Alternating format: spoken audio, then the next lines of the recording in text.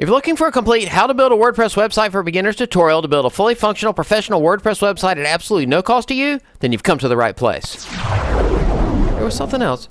Oh, at the end of this video, I'm going to discuss the 4 biggest mistakes people make that drastically hurt your search engine placement. Turns out the solutions for these 4 things are really easy and they're free.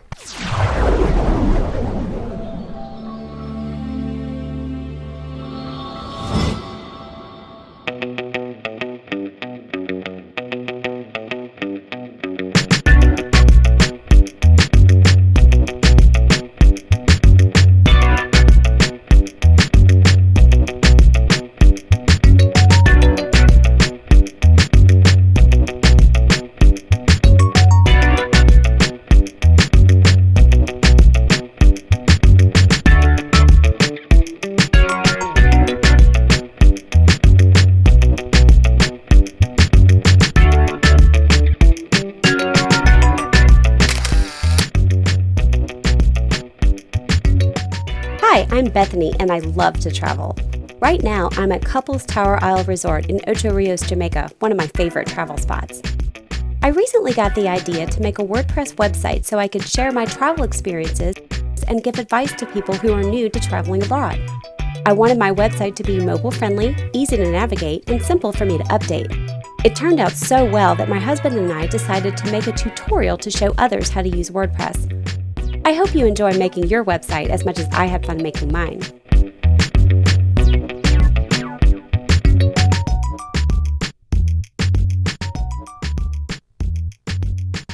Thanks, Bethany. Hello, I'm Yoda. Welcome to my remote office, San Souci Resort, Ocho Rios, Jamaica.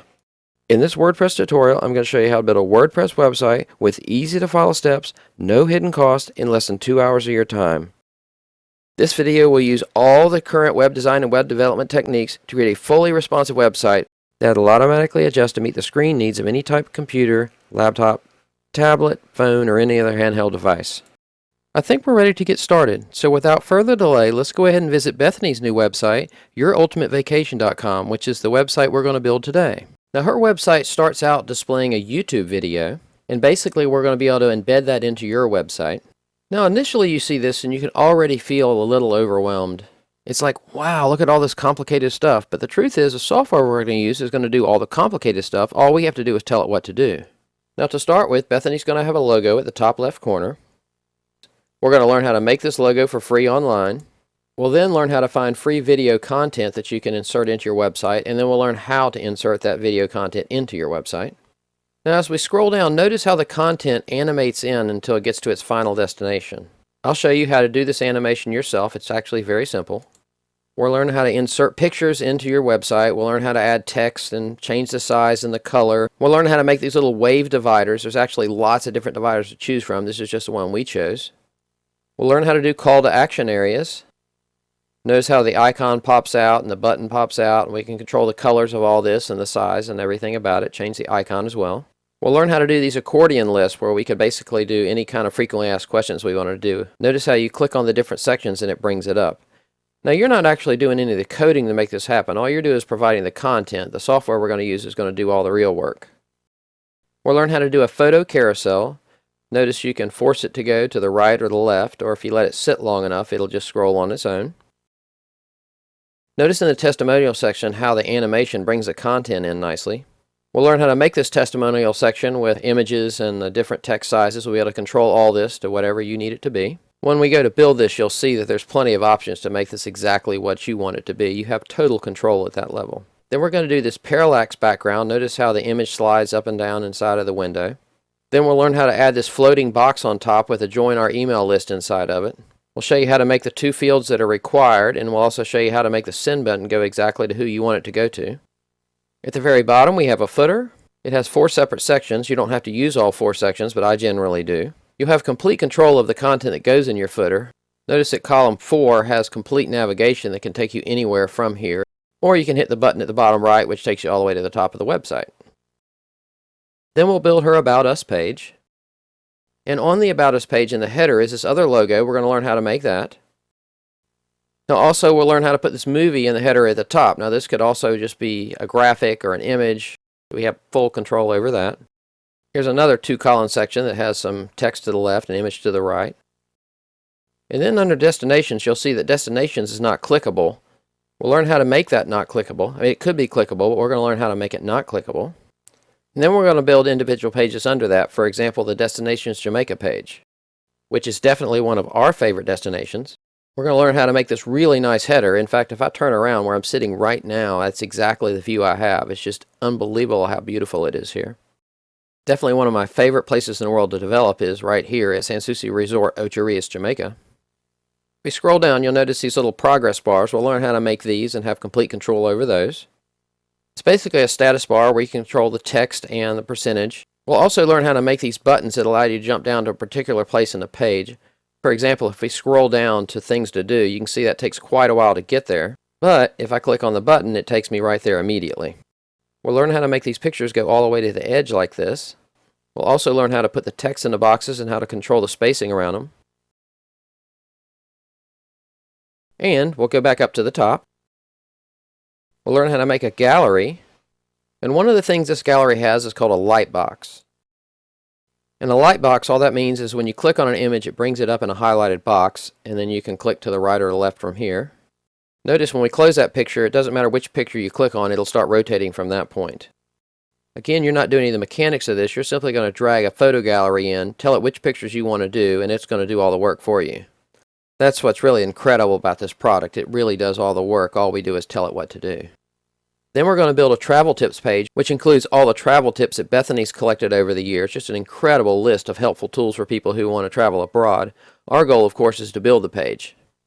And notice it has all these really cool accordion pull-downs, and all we did was provide the content. It did the work for us. And then finally, we'll build a Contact Us page. And on the Contact Us page, we'll learn how to do these separate sections. Again, these can be ordered however you want. This is just one example of how it can be done. So you can have phone, email, and address. The phone will be clickable. The email could be clickable, but we try to encourage people to use the Message Us form, so we made it not clickable here. And then we'll show you how to make the name, email, and phone fields required, whereas the subject and the Your Message fields are not required. And we'll show you how to make the Send button go exactly where you want it to go. And we'll learn how to insert a Google map into your website. Notice how the map can be moved around. It can be zoomed in. It can be zoomed out. And we should be able to complete the actual construction of the website itself in a little less than 2 hours. Now, all professional websites have certain intrinsic costs you simply can't avoid. For example, you're going to need quality website hosting, and that's going to run you about $10 a month. And you're also going to need a domain name. That's how you access your website, and that runs about $12 a year.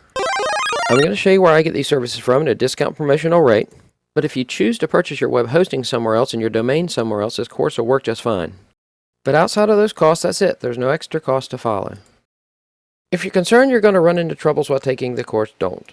I've been a webmaster instructor, aka the Web Yoda, for over 20 years, and I'd love to hear from my students. So as you work your way through this course, feel free to express your comments, suggestions, and questions below the video. If you have any troubles, just ask. I'll be more than happy to assist you. But in exchange, please pay it forward. Like the video, share the video, subscribe to the video, tell your friends about the video. This is the best way for me to get the word out there to help as many students like yourself as possible. So we're ready to start on our website, but before we can build a website, we have to have a place for our website to live, and that's what web hosting does for you. Otherwise, you'd build a website on your local computer, but only you'd be able to see it. You want to be able to have the world see it, so you have to get hosting so everybody else can see your results. The next question is, who are you going to get hosting from? Because obviously there's a lot of choices out there. So let's go ahead and dive into the web hosting matrix to learn more about why HostGator is the best web hosting solution for me.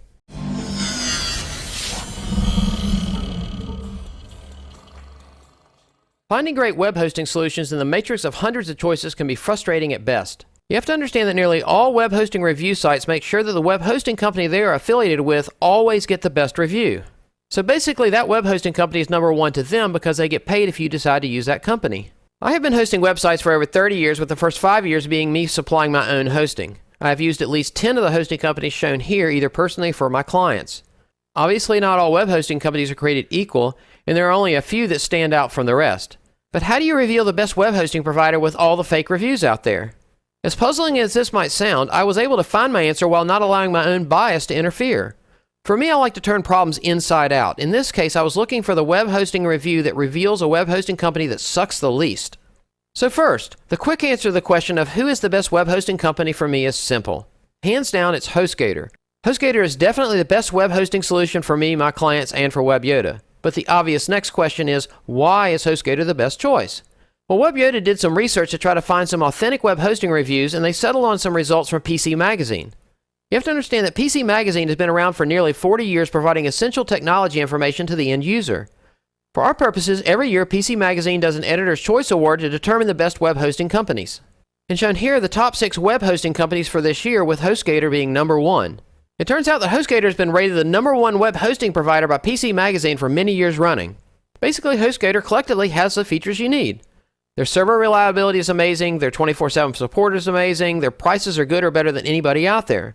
I've personally been using HostGator for more than 3 years now. I host over 200 domains and websites with them. WebYoda also decided to go with HostGator for all their needs. In fact, WebYoda partnered with HostGator, and as part of that partnership, WebYoda students receive up to 75% off plus a free domain name. Now, for you to take advantage of this offer, you simply need to go to your browser and type in hostgator.com/WebYoda. And this will take you to the HostGator WebYoda partner page, which also ensures that you get the best possible price for your WordPress hosting. Now, what you see here is a previous version of the partner page. Let me refresh so you can see the partner page I'm seeing today. And I'm pointing this out because the partner page you might see might be slightly different than this one as well. But no matter what the partner page you see looks like, I want to make sure you're able to purchase your website hosting and install WordPress within your hosting account with absolutely no confusion on your end. Because YouTube videos can't be edited after they're published, there's a chance that HostGator will make a change to the WordPress install process that will no longer match the video. If you find that's the case, simply go to webyoda.com/support and then click on this video at the top left, and that'll take you to the latest HostGator WordPress install instructions. Now, we're going to be purchasing our hosting and installing WordPress from the page you see here. So as you scroll down, you're going to see a Get Started button here. And further down, you'll see all the plans that we're going to have to choose from. Now, the next small step is probably not needed, but I wanted to include it just in case. Suppose the video already doesn't match with what you see at HostGator. If that's the case, just click on the HostGator logo at the top left, and this takes you to the main page for HostGator, and then go to Hosting, and choose Shared Hosting, and this should bring you to the page that shows you the plans that we're going to use in this video. Now, in our case, we're going to assume the HostGator WebYoda partner page matches up pretty much with what you see on your screen, and go ahead and proceed with purchasing our HostGator hosting, installing our WordPress, and then I'll give you complete instructions how to build your WordPress website at absolutely no cost to you. So from the HostGator WebYoda partner page, you simply want to scroll down. You can choose the Get Started button if you like, and it'll take you to the plans, or we could have just scrolled down to get to those plans. Now, the reason you want shared hosting is because it starts around $2.50 a month, whereas dedicated server hosting will run you over $90 a month. Now, for most students, you're only going to need one website, which means the Hatchling plan will probably work fine for you. If you need 2 websites, you'll want to get the baby plan. If you want 3 websites, you're going to want the business plan. And if you need more than 3 websites, or if you need to upgrade from having one website to have multiple websites, just reach out to HostGator using the chat button at the bottom right, and they can assist you at adding any additional features you might need at a small upcharge. Again, most of us are just going to need the Hatchling plan because we're only going to need one website, which normally runs about $2.50 a month, but because of the WebYoda partnership, we'll be able to get you a price even better than that. So with the Hatchling plan, we'll be able to build our one website. It comes with 10 gigabytes of SSD storage, where SSD stands for solid state drive, which is the fastest drives available today. And 10 gigabytes of space is going to be more than enough to build any reasonable sized website. You also get free chat support, which is amazing. I use it all the time anytime I run into troubles. You'll also get unlimited bandwidth, which means your website can get unlimited traffic at no additional cost to you. You also get basic email included. You'll get a free domain name, a free secure key, which makes all your web pages secure. Now, as a very recent feature to HostGator, which spawned the making of this video, WordPress now comes pre-installed, so we don't even have to install WordPress, which is really good news for you and me. With the Hatchling plan, you also get malware scanning, which means that HostGator is always scanning your account to make sure none of your files have been infected and hackers haven't gotten hold of your account. Now we're ready to purchase our hosting account, so we'll go ahead and click on the Buy Now button. And this takes us to the application form for purchasing our HostGator hosting. The first thing we need to do is choose a domain name, where the domain name is just the name of your website.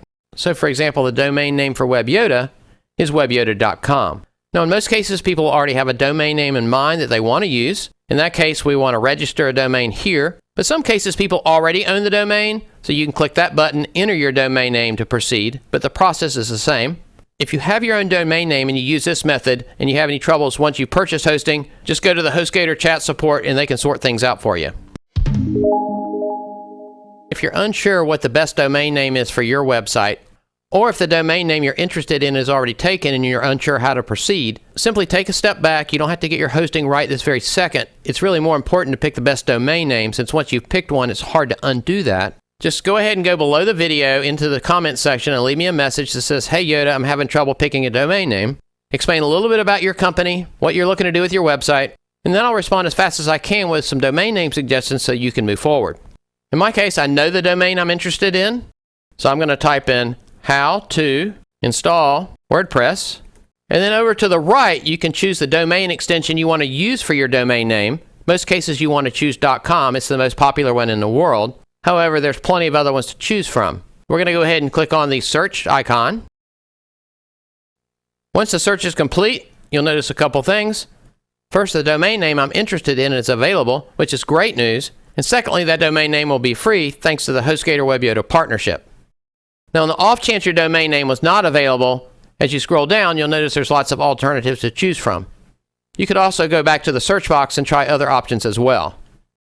So as I scroll down, when I get to the bottom, you'll see a section on domain privacy.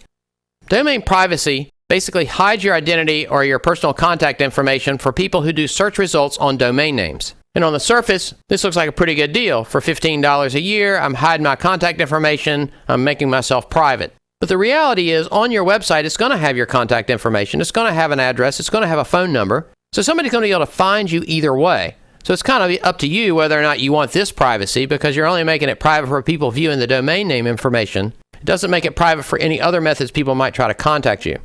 So in my case, I'm going to leave the domain privacy unchecked. If yours is checked and you don't want it, make sure you uncheck it right there. And now we want to choose the hosting plan that's best for us. In our case, we picked the Hatchling plan to begin with. We wanted one website. Under the billing cycle, we have 3 choices. We can choose 1 month, 12 months, or 36 months. 1 month is really not an option for us. We don't get the free domain with that. 12 months and 36 months gives us a free domain name. So basically, you're trying to decide, do I want to commit to 3 years of hosting, or do I want to commit to 1 year of hosting? With the 1 year of hosting, you're going to get the best price for the day. For the 3 years worth of hosting, you probably get a better price in the long run. But it's just a matter of how long do you want to sign up for and commit for now. We're going to go ahead and choose the 12 months for this example. And now I'm going to scroll down. At this point, you're going to enter a username and password here. Then you're going to enter your billing information here. And now you're confronted with additional add-on services that you may or may not need for your website. I can tell you that most websites won't need any of these services, but I'll give you a detailed description of each of these additional add-ons. Then you can make an informed decision about which of these features are best for you. The first is a backup feature that'll automatically back up your website on a daily basis, but I happen to know they do automated monthly backups for you at no cost to you. And I'll also provide you a video on the backup solution I use for Web YODA and all my clients. If you're looking to make scheduled automated backups of your WordPress website where you're in full control, as well as make manual backups at any time that you can store locally on your own computer, then you'll want to check out my WordPress backup and restore video at some point. The next is the SSL certificate, which makes your web pages secure, but purchasing through the partner program, you're going to get an SSL certificate for free, so there's no reason to buy one here. And the next add-on is SiteLock Essentials. And basically, they're charging you to monitor your site and then tell you if there's any problems with your website. But this is very similar to the malware scanning we already get for free. And I can assure you that HostGator is significantly more concerned about their hosting and about their servers from being attacked from the outside world than we are. And so they're going to make sure that nothing goes wrong on our behalf, whether we pay this fee or not.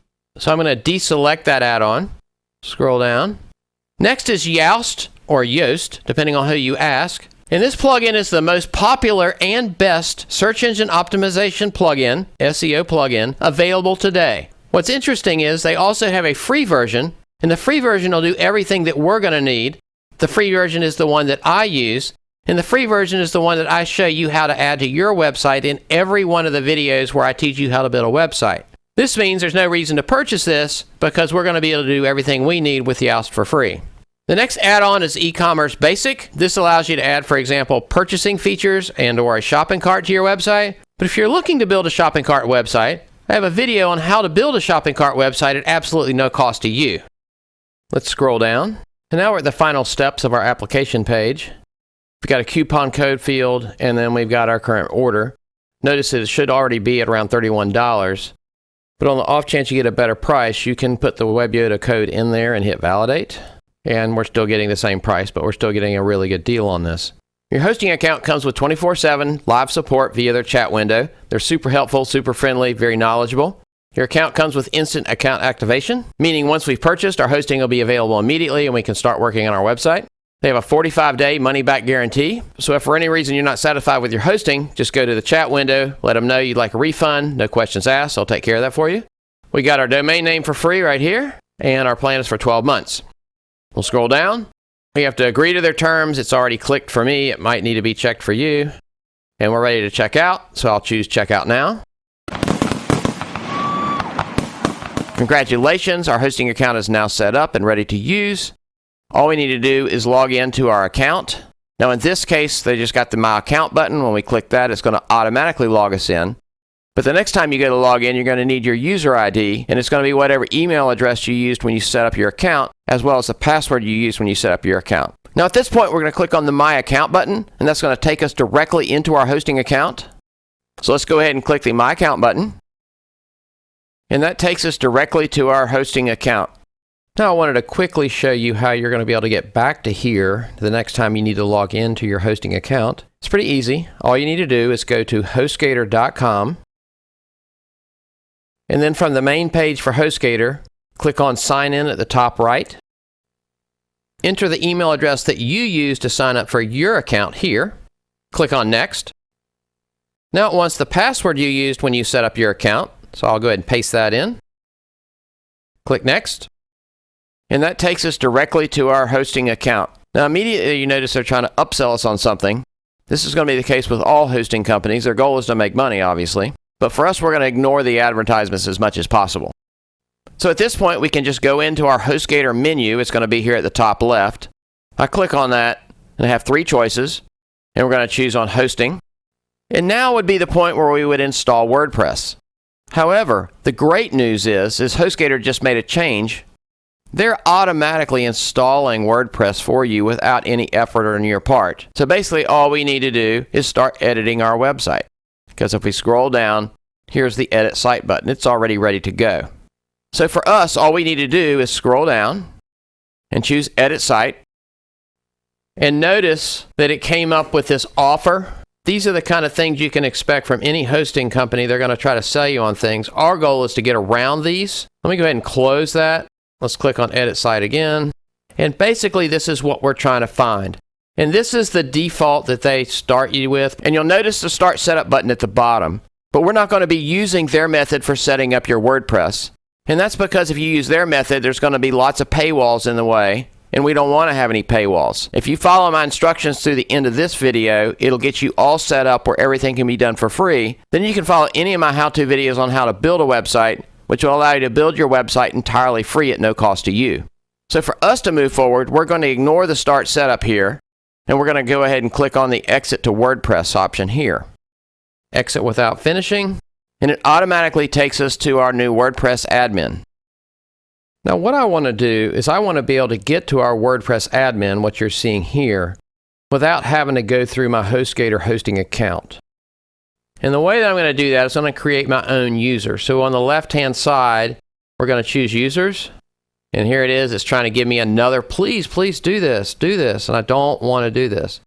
Scroll down, go back to the dashboard. It's really annoying. Want to go back, down, find users. And now in the section at the bottom is where our current users are. We just want to click on the button at the top that says Add New User. So at this point, we see all the default users, which was the one that was generated automatically. We want to add a new user. Scroll to the top if it wasn't already at the top. We want to put in a username. I'll put Yoda User. For an email, I'll use the one I used to set up the account. For the name, Yoda. You don't need to put a website address. I recommend using a strong password. Let's go ahead and hide that so I can put a new password in. Got a new password. Now where it says role, change this to administrator. Be sure to remember your username and your new password because that's what we're going to use to log into WordPress going forward. I click on Add New User. That new user has been added. Yeah, sure, I'll save it. Now I can come up here and choose Log Out. I'm no longer logged in. So now the trick is, how do we log into our WordPress website admin without having to go through HostGator to get there? Well, there's two pieces of information we're going to need. First, we're going to have our domain name. Now notice right now that HostGator has set aside a temporary website that's not really our real website. And the reason they've done this is because when you purchase hosting, the hosting's available immediately, but the domain name may take a while because it has to propagate across the internet once it's been purchased and activated. So the first thing we need to do is make sure that our domain name is now active. To do that, let's go to the address bar, and in the address bar, put the domain name for your new website. It's whatever domain name you picked when you chose to set up your hosting. Now in my case, my new website is howtoinstallwordpress.com. So now that I've entered it in there, if I hit enter, if everything's up and ready to go, you'll get a website that kind of looks like this, meaning that you have a default website and it's functioning. However, if your domain name is not available, it's possible you'll see something that looks like this. So if your domain name was not ready yet, you'll need to wait a couple hours and try again, sometimes up to 24 hours. But the goal is to be able to go to your domain name and get something that looks like this, indicating that there is a website there, even though it's not going to be the one we're going to build. Once you get this, now we're ready to log in to our WordPress admin. Now, the trick is, how do we log into our WordPress admin? And the answer is, we have our username and password now, we just created it. But what you want to do on the location line is go to your website address. So in my case, it's howtoinstallwordpress.com. Then on the end of our domain name, we type a /wp-admin, and we hit enter. And that takes us to the login page for our new website. Now, one of the things you'll notice is up on the URL, it still says that it's trying to connect to the temporary domain name. And that's one of the things we're going to fix now. It's actually the last step before we're ready to start building our website. My username and password are already there. It pre-populated them because I saved it in the system. So all I need to do is click on Login, and it automatically takes us to the admin for our new WordPress website. I got there directly instead of having to go through my hosting account. But again, notice I'm on the temporary domain name. So let's go ahead and change the temporary domain name to our real domain name. To do that, on the left-hand side, we're looking for Settings. You'll click on Settings. So under General Settings, there's a number of different things we'll want to change. The first is your site title. In my case, I'm going to put How to Install WordPress. Your site title will be whatever your website's about. And then you can pick a tagline. In my case, Your Ultimate Guide to Installing WordPress. Now, these can be changed at any time by coming back into the Settings tab, so it's not like you're making a permanent decision here. The next thing we're going to change is the address to get to our WordPress and the address for our website. And now that our domain name is working, we've already tested it and we saw that it's working, we're ready to put that in there.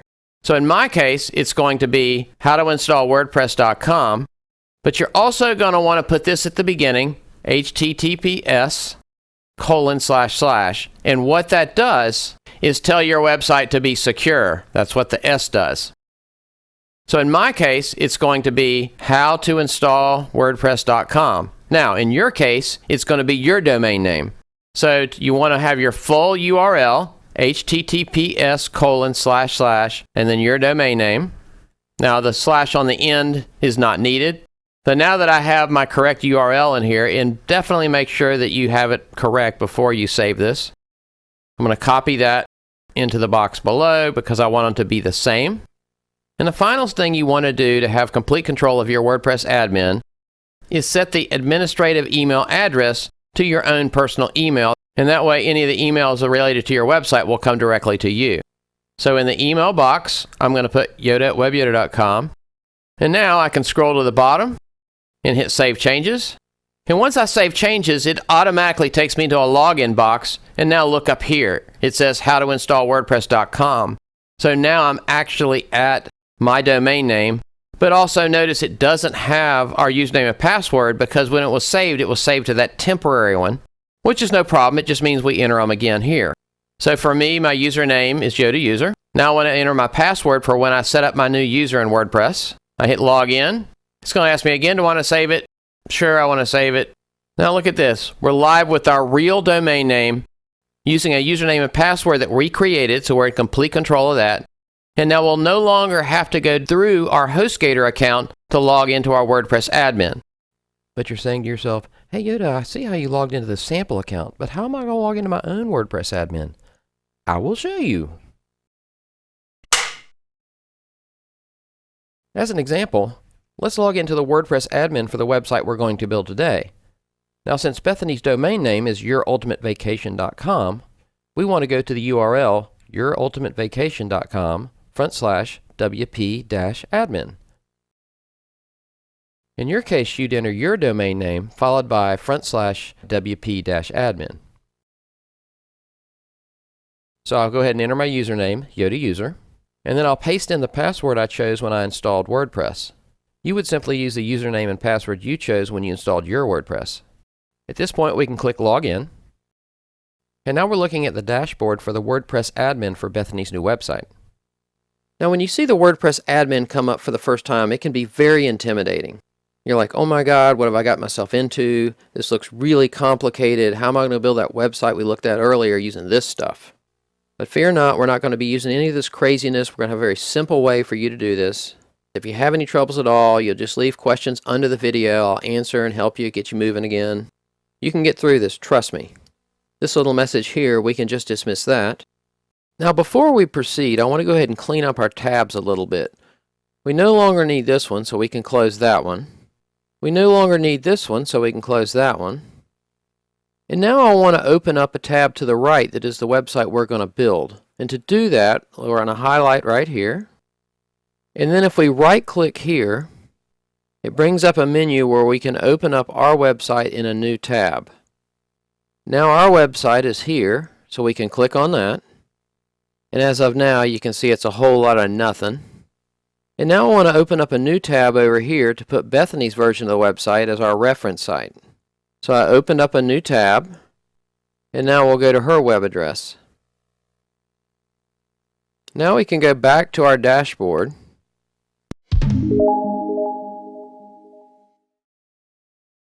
Now that we're ready to get started, I wanted to cover a couple of tips that will really help you out. First, some subscribers have pointed out that I tend to talk too fast. This is unavoidable as my processor runs a little faster like a child's processor, probably because I refuse to grow up. Fortunately, YouTube offers a feature to slow videos down to meet your needs. So for example, I'm going to go to this video in a new browser window. Now within the video, I'm going to choose the settings gear. I'm going to choose playback speed, 0.75. Now this is what 75% sounds like, which should probably meet your needs. Now I'll choose playback speed again. I'll choose normal, and we're back to normal speed. Next, I want to scroll down, and within the content under the video that I've provided, there's going to be an entire set of timestamps that allows you to pick any particular spot in the video to proceed. And finally, in most cases when I make a new how-to video, I make a script for that video so it makes it easier for me to create the video. And at some point when I was using a script in a previous video, a student pointed out that I should make that script available to everybody since it was very useful. Well, that was a great idea, so now I provide access to my script for all my new how-to videos. To access the script for this video, simply create a new tab in your browser, then go to webyoda.com/YUV, which stands for Your Ultimate Vacation. And the last thing we want to do is download all the content I use within this website so when you're following along, you can build the exact same website. So I'm going to open up another tab. And this time I'm going to go to webyoda.com/content. And now I'm going to scroll down to the project we're working on. And that was another way to get to the script. But we're going to click on this link here. And when it's done, on mine, I can click on that and show in a folder. And you see it's in my downloads folder. And then I can right click on the file. I can choose extract all. Click on extract. And now it makes a folder containing all the content I need. opens it up in a new window.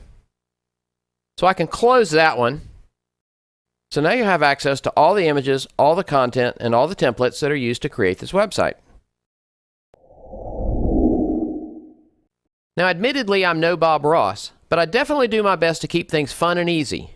I hope that the tips I just provided you will ensure your experience building your website will be met with confidence and enjoyment.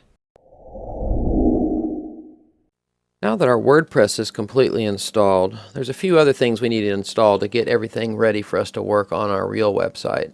The first of those is called a theme. So we're going to click on Appearance and Themes.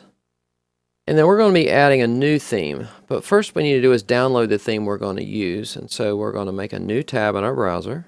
And then we're going to go to webyoda.com/themes. And this brings up the themes page on the WebYoda website. And now we're just going to scroll down to the project we're working on, in this case yourultimatevacation.com. And the theme for this website is Ocean WP theme. So we're going to click on that, and it will download it to our downloads folder.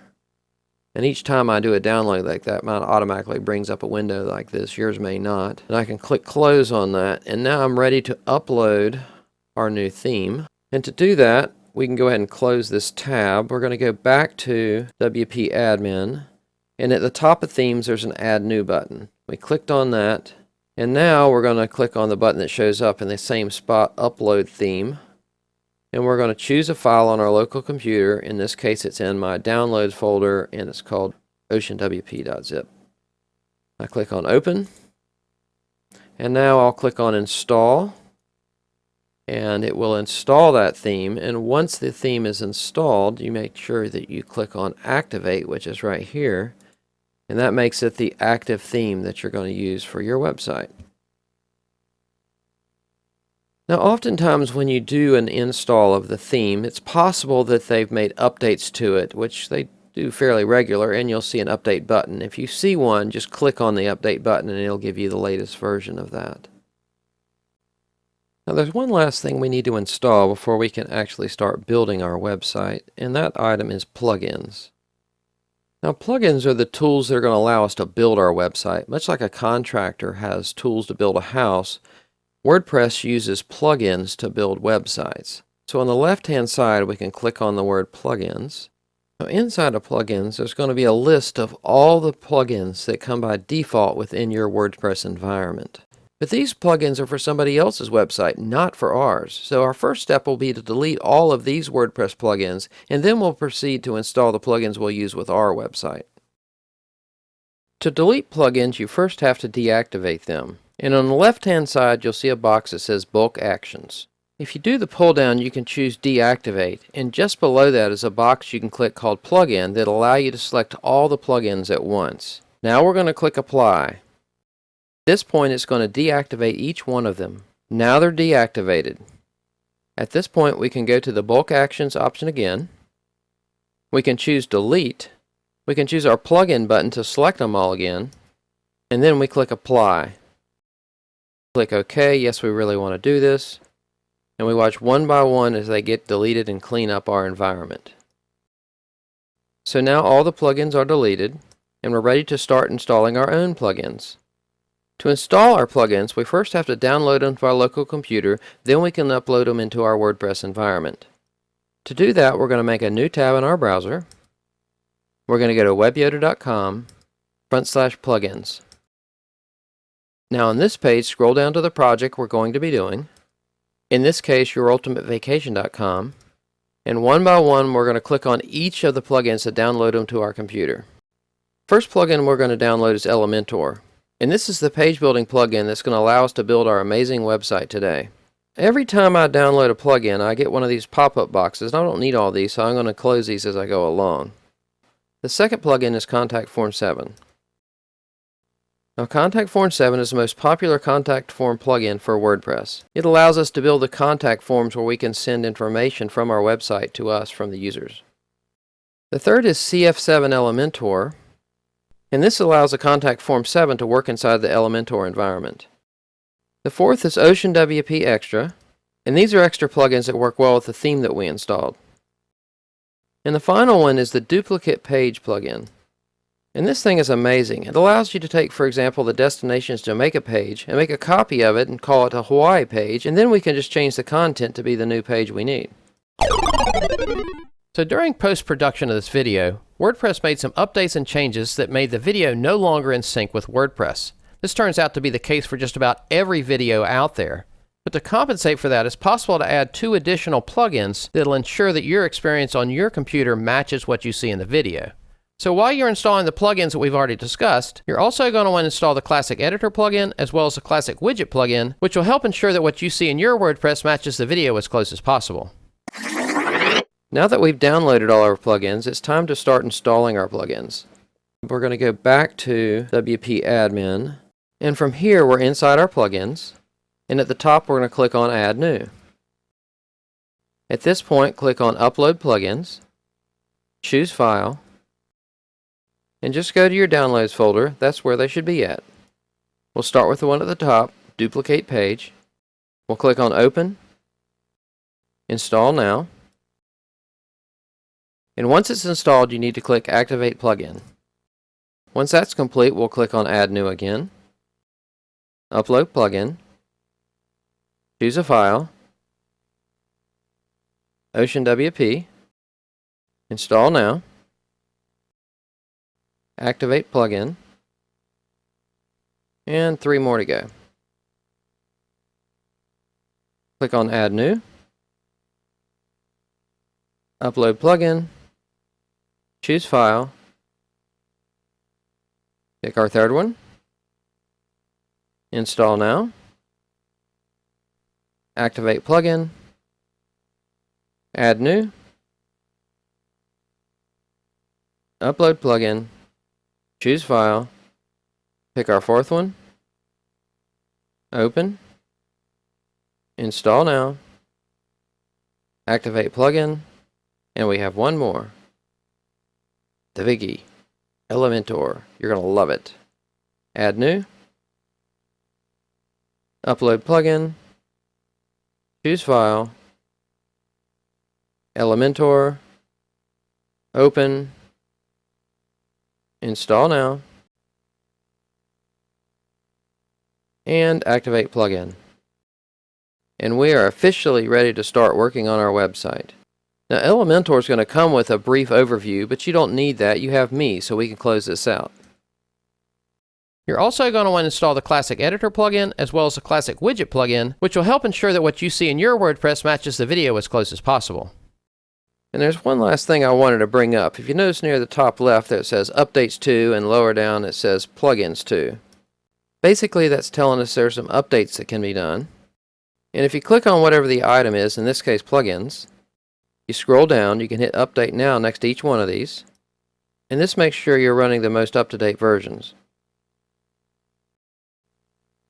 You'll notice that even though we just installed WordPress, there's a message here at the top that says that there's available for a new update. Now this is likely because the default installed version was not necessarily the most up-to-date, and now there's a newer version available. Well, that's good because now we can learn how to update our WordPress. Now to update WordPress, basically when you log in to your dashboard, you'll see a message like this. And if that message shows up, all you need to do is go ahead and click to Update Now. So we'll click on Update Now. And at the top of the WordPress Updates page, there's an important notice to back up your database and files. Now if this is a new WordPress environment where you haven't built anything yet, you don't need to worry about the backup. But if you've got your website already up and running, you're looking to update your WordPress, you'll want to back those up. Now we already have a video for backing up your database and files called How to Back Up Your WordPress, and it's using a product called Backup Buddy. And use that video to see how to do automated and manual backup so that you can go ahead and do that before you would proceed. At this time we're going to go ahead and click on Update Now, and this starts the update process for the WordPress. Now the update's complete, and it usually doesn't take too long, but it could take a little bit longer. It just depends on circumstances. And from here we can just click on Dashboard to get back where we were at before we started the update. Now one of the things you'll quickly notice when you're working on your website is that the dashboard will change regularly. For example, what you're seeing right now in the dashboard is what it looked like before we installed our plugins, and it's just information about what's going on currently with WordPress, and a lot of times it's advertisement for things that you have installed or advertisement for things they might want you to install. Now, once we installed our theme and our plugins, you'll notice that this is what the dashboard looked like, and it has information about our new theme, and it has information about our mentor and things that are going on. And these little windows are movable, so they might be useful for you and give you information about what's going on and things like that. But many times things will come up like this little piece at the top. It's just an advertisement. They're recommending something, but we're not going to be using that. So we can close those little advertisements out like that.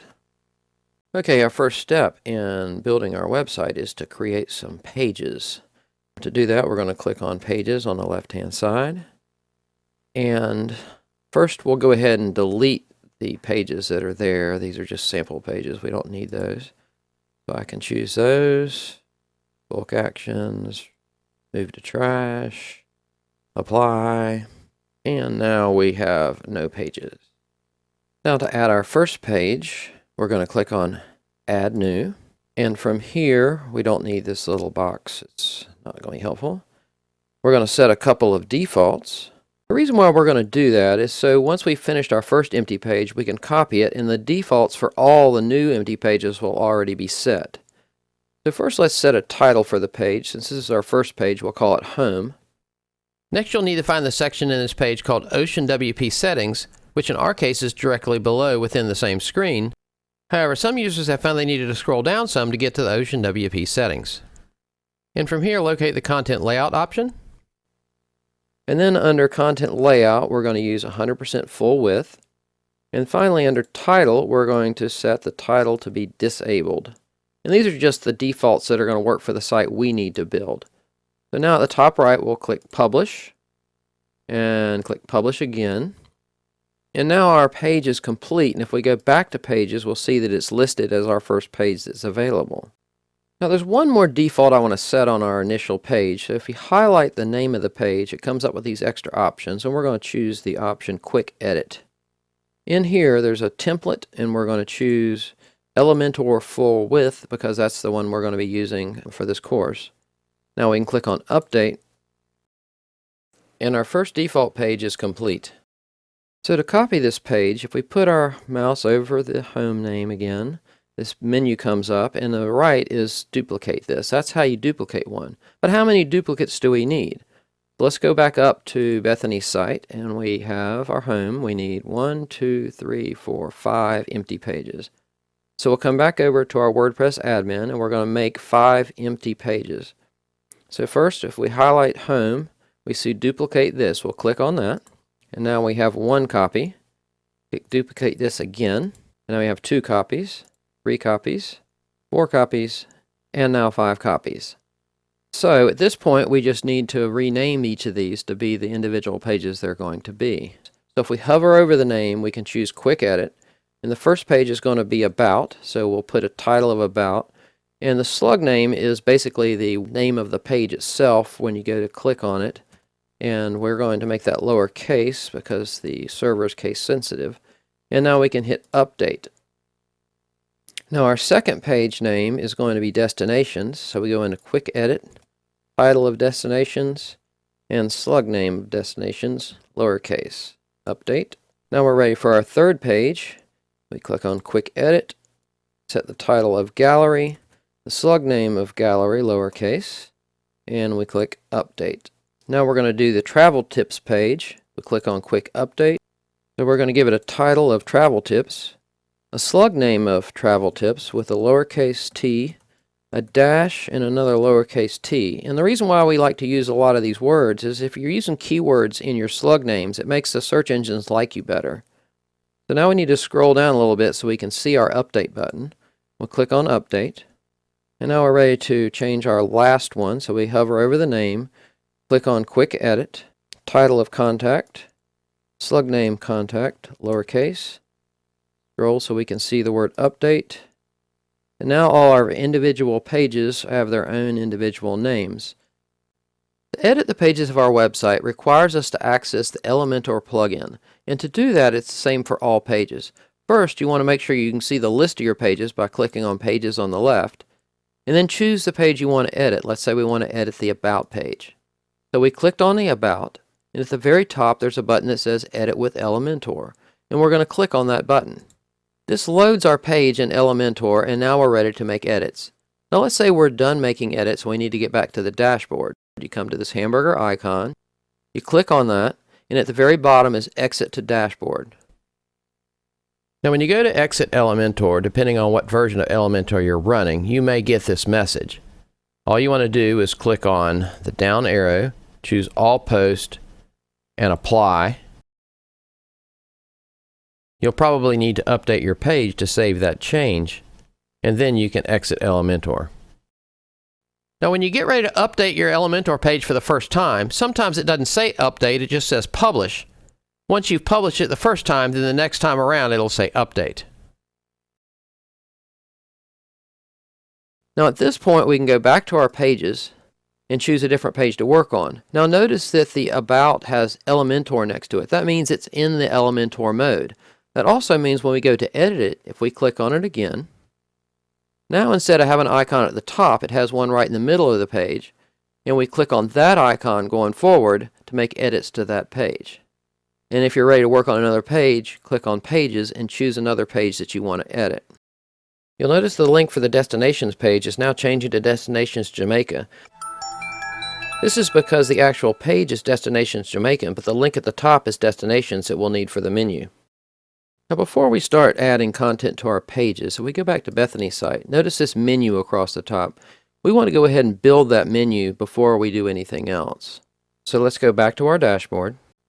Now to add a menu, we need to go to Appearance and Menus.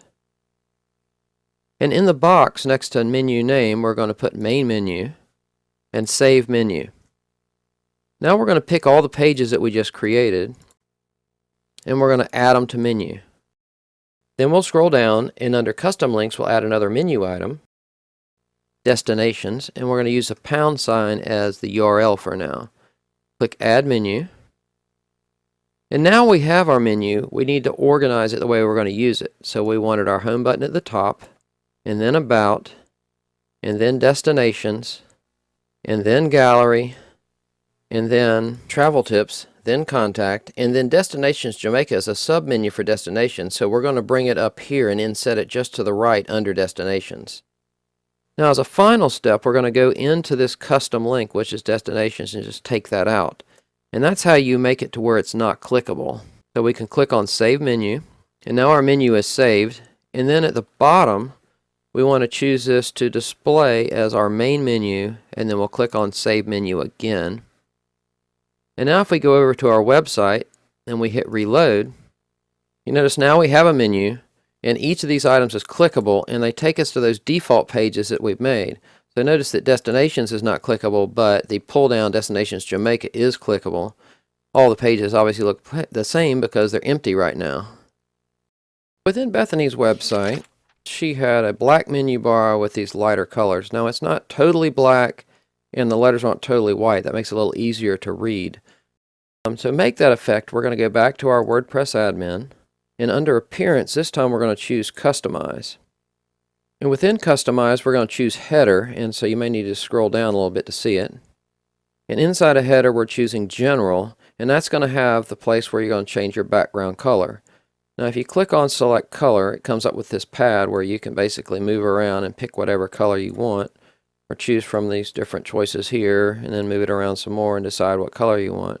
Now in our case, Bethany went to a lot of trouble to go ahead and make a lot of information for us. So for example, the titles and slugs were there that she used in her website, as are the default colors that she used, all the logo colors and things like that.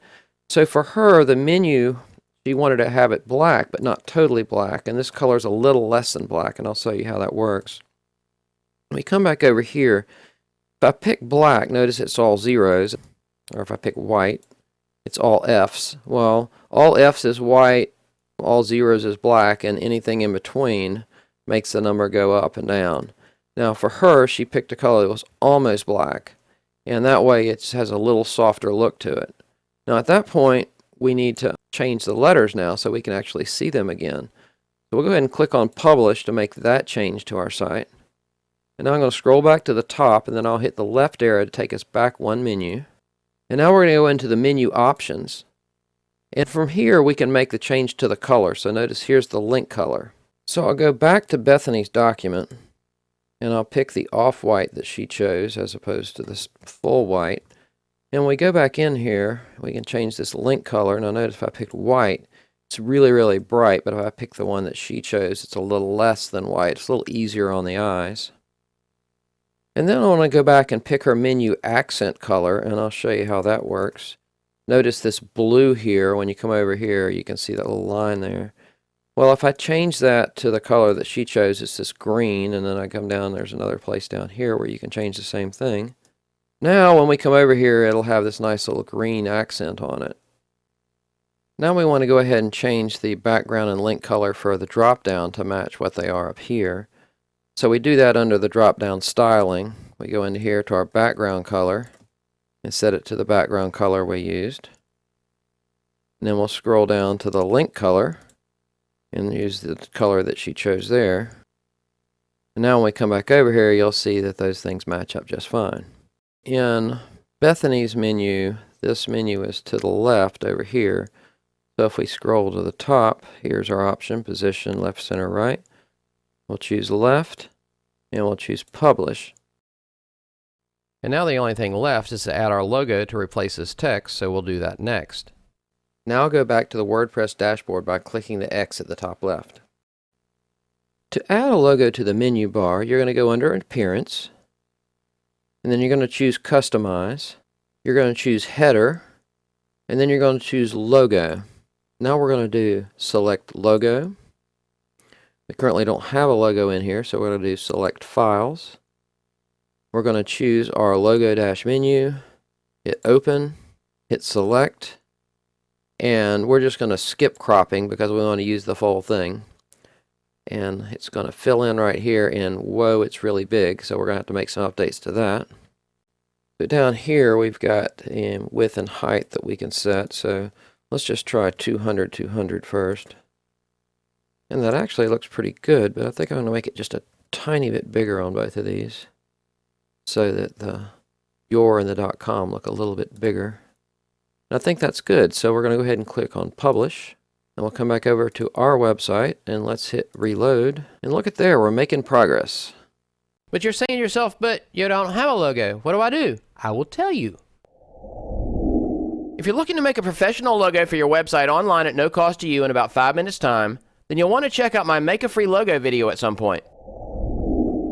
Now we're going to go ahead and add our Favicon icon. That's the little icon that'll go right here. So we're going to go ahead and go back to our WordPress admin. And again, for the sake of being thorough, we're going to go back to the dashboard. And from here, you're going to go to Appearance, Customize, Site Identity, and then down here, we're going to select Image. And we currently don't have the image uploaded yet, so we're going to do Upload Files, Select Files, pick our logo transparent, our real big fancy one, click Open. Now we'll click Select, and it is the correct cropping already, so we'll say Crop to Image. Now the Favicon's been added, and we can click Publish. And now if we go up here and reload, it should show up. And it did. Well done. Now one of the things we need to do is define our home page. We have a home button, and that does take us to the page that would be our home page. But the main home page is going to be whatever it is when you come into here, which is just your URL by itself. And this is a page that isn't going to exist in our site. To set our home page, we're going to go back to our WordPress admin. And again, for the sake of being thorough, we're going to start at the dashboard. Under Appearance, we're going to pick Customize. Then we're going to choose Home Page Settings. And now we're going to choose Static Page. And for our home page, we'll pick Home. Now we can hit Publish. And now we come back over here and we hit the logo again. And that shows that it comes back with our empty page. It no longer shows that default page from before. So we have now updated our home page. If you notice when we click on one of our pages, the names of these pages have index.php inside of the name. And what we want to do is we want to change our naming convention. And to do that, we're going to go back to our WordPress, go back to the dashboard, and from the dashboard, we're going to go to Settings, and then we're going to click on Permalinks. And this is the different types of naming conventions. The most popular is called post name, and the reason is basically it's your URL and whatever you gave your slug name to be. It's clean and it's helpful for the search engine, so that's the one we want to use. So now we can scroll down, hit Save Changes.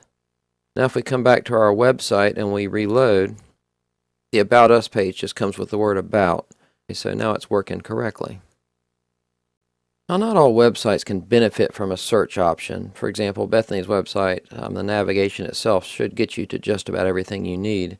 So we're going to go ahead and remove the search option from her website. To do that, we're going to go back to our WordPress admin, and under Appearance from the dashboard, we're going to go to Customize. Then we're going to go to Header, Menu, and then we're going to scroll down until we see the option that has to do with the search box.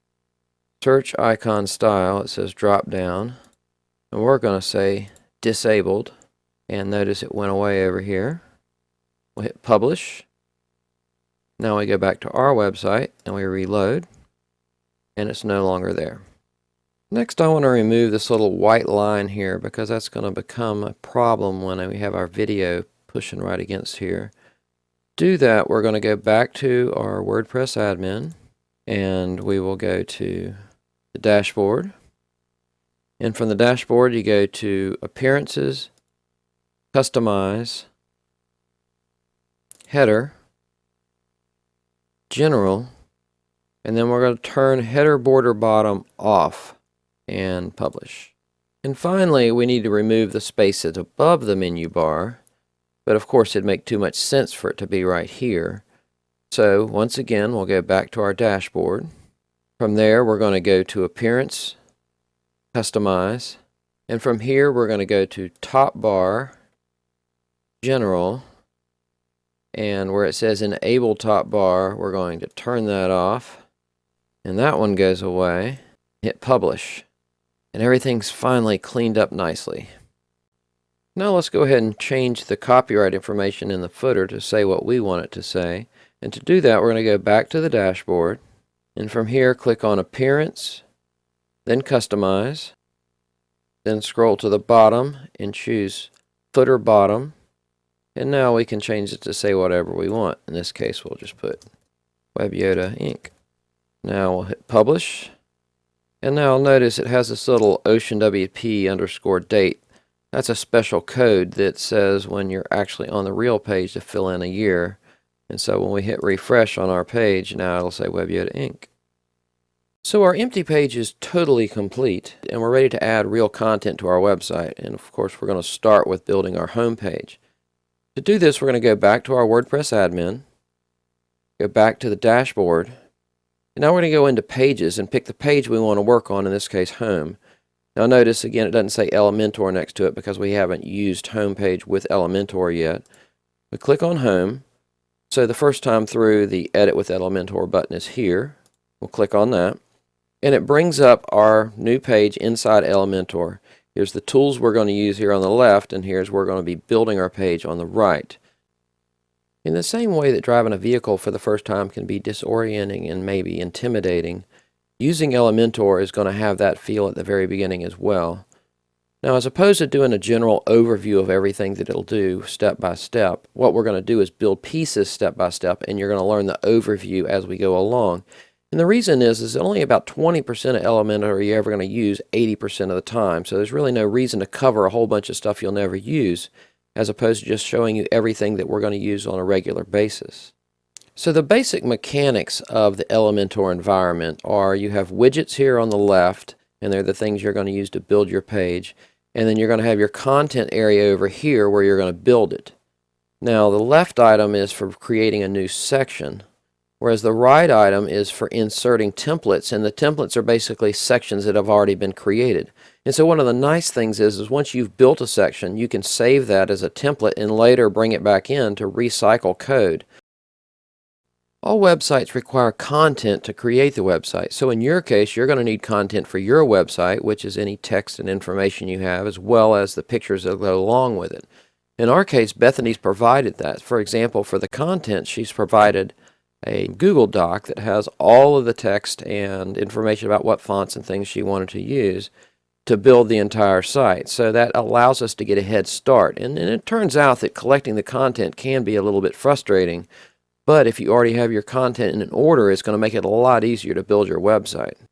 Now, Bethany also provided a folder that had all of the different files she's going to need. So here's the files for the destinations. There's going to be a gallery. Here's some additional images, some testimonials, videos and audio, different related stuff. So again, being organized and having your content available, certainly some of it in advance, is going to make it much easier for you to build your website. So now we're ready to add our video, and to do that we first need to create a section. So we're going to click on this plus sign here, and it gives us choice how many columns we want. Now we can add columns as often as we want, we can adjust the columns, but this is kind of a default. Now for our beginning section, it's only going to have one column, so we'll choose that, and it made this little area up here. Now on the left hand side, it has three different things you can do. You can control the layout, the style, and advanced features of the particular section. Now in this case, under layout, I'm just going to set the height to be fit to screen. And that made this really big area, and it's going to allow us to put a background video in that spot. Now to add a video background, you first have to have a video. And in our case, we're going to provide you with some resources below this video to get access to free video clips. The first one of those is YouTube. It's obviously the most popular. And one of the advantages to the YouTube environment is any video you use from YouTube, you don't have to worry about licensing, because part of the agreement is if they put it in YouTube, it gives you the privilege to at least display it in your own personal website. Now in the search box, I'm going to type 4K beach. And the 4K is for basically really high resolution videos, and beach, be obvious. We're going to click on the first one, and here's this really nice beach scene. Now we can actually just copy the URL up here to our clipboard, and we're going to be able to paste that into our website and make it a background, and this little ad is not going to show up in there. So let's go ahead and go back to our website. And now to do the backgrounds, we're going to click on Style on the left. And then the first section you see is about backgrounds. And the types of backgrounds you can choose from is classic, which is just basically an image, gradient, and movie. So let's review each of these to see how they work. So let's look at making a background here. We can click here to add an image, and then we're going to upload an image that we want to use. We're going to select files, and then we're going to go. Actually, there's an easier way to do this. Let's use Bethany's folder. Then we're going to go to Images, and then we're going to just drag this over here. Now her image is loaded. We can just click on Insert Media at the bottom right, and it's going to place that image in there. Now initially our background is black, and we're like, well, that didn't give us what we were looking for. But if we come over here to Positioning on the left here, we can choose Center, Center. And then scrolling down, you'll see there's always extra options if you scroll. Let's set the size to cover. All of a sudden now it kind of makes sense. The second option is this gradient. Now depending on the version of Elementor you're using, there's multiple ways these color palettes will show up. So for example, some users would see the icons looking like this, whereas other users might see these icons as a choice. Regardless of which set of icons you see, clicking on the icon will bring up the color palette. Clicking on the icon again will close the color palette. The second option is this gradient. If you want to choose a gradient, and it's going to choose between two colors to gradiate between. So let's pick a second color, pick this green, and so it gradiates from one to the other. Now once you've picked a color, you have to click on the color box to get the display to show you your options again. And now down here at angle, you can choose the angle that you want that gradient to be at.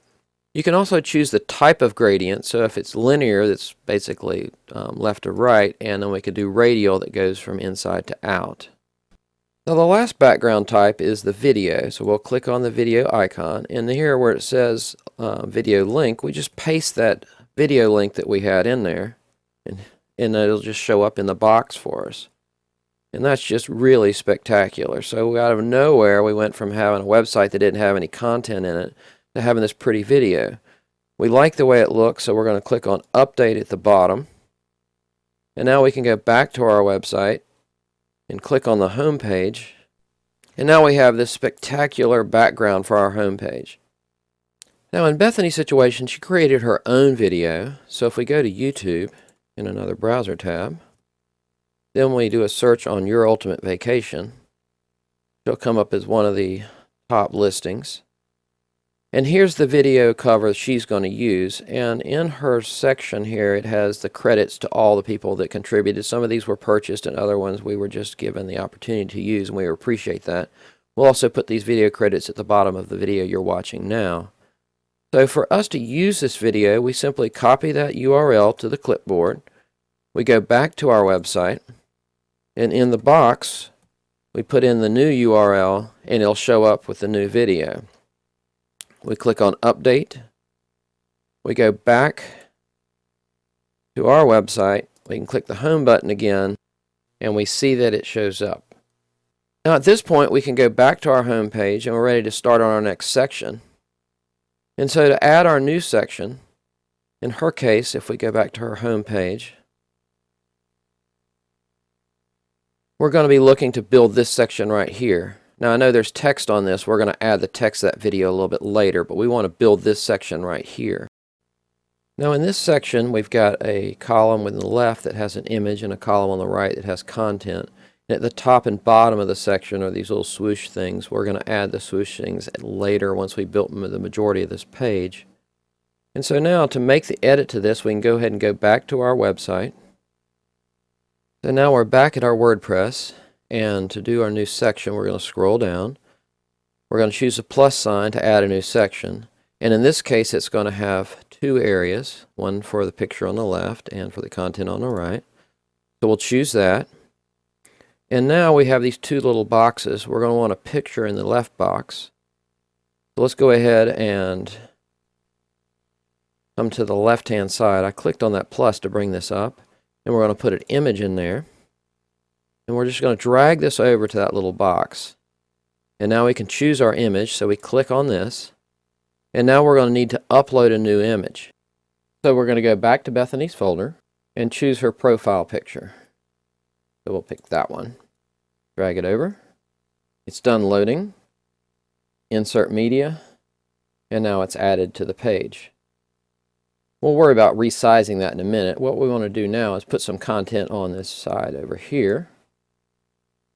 And to do that, I'm going to click on this box. Now what's interesting is there's three different types of things you can edit, just to give you a good idea.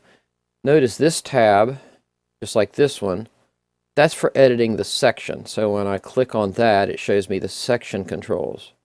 So for example, if I click on this one, it shows me the section controls for this one. Now over here, notice there's this little block here. Well, that's for editing the column, which that picture's in. And this is editing the column that there's nothing in so far. Whereas the little icon over here is for editing the contents of the column, in this case, this image.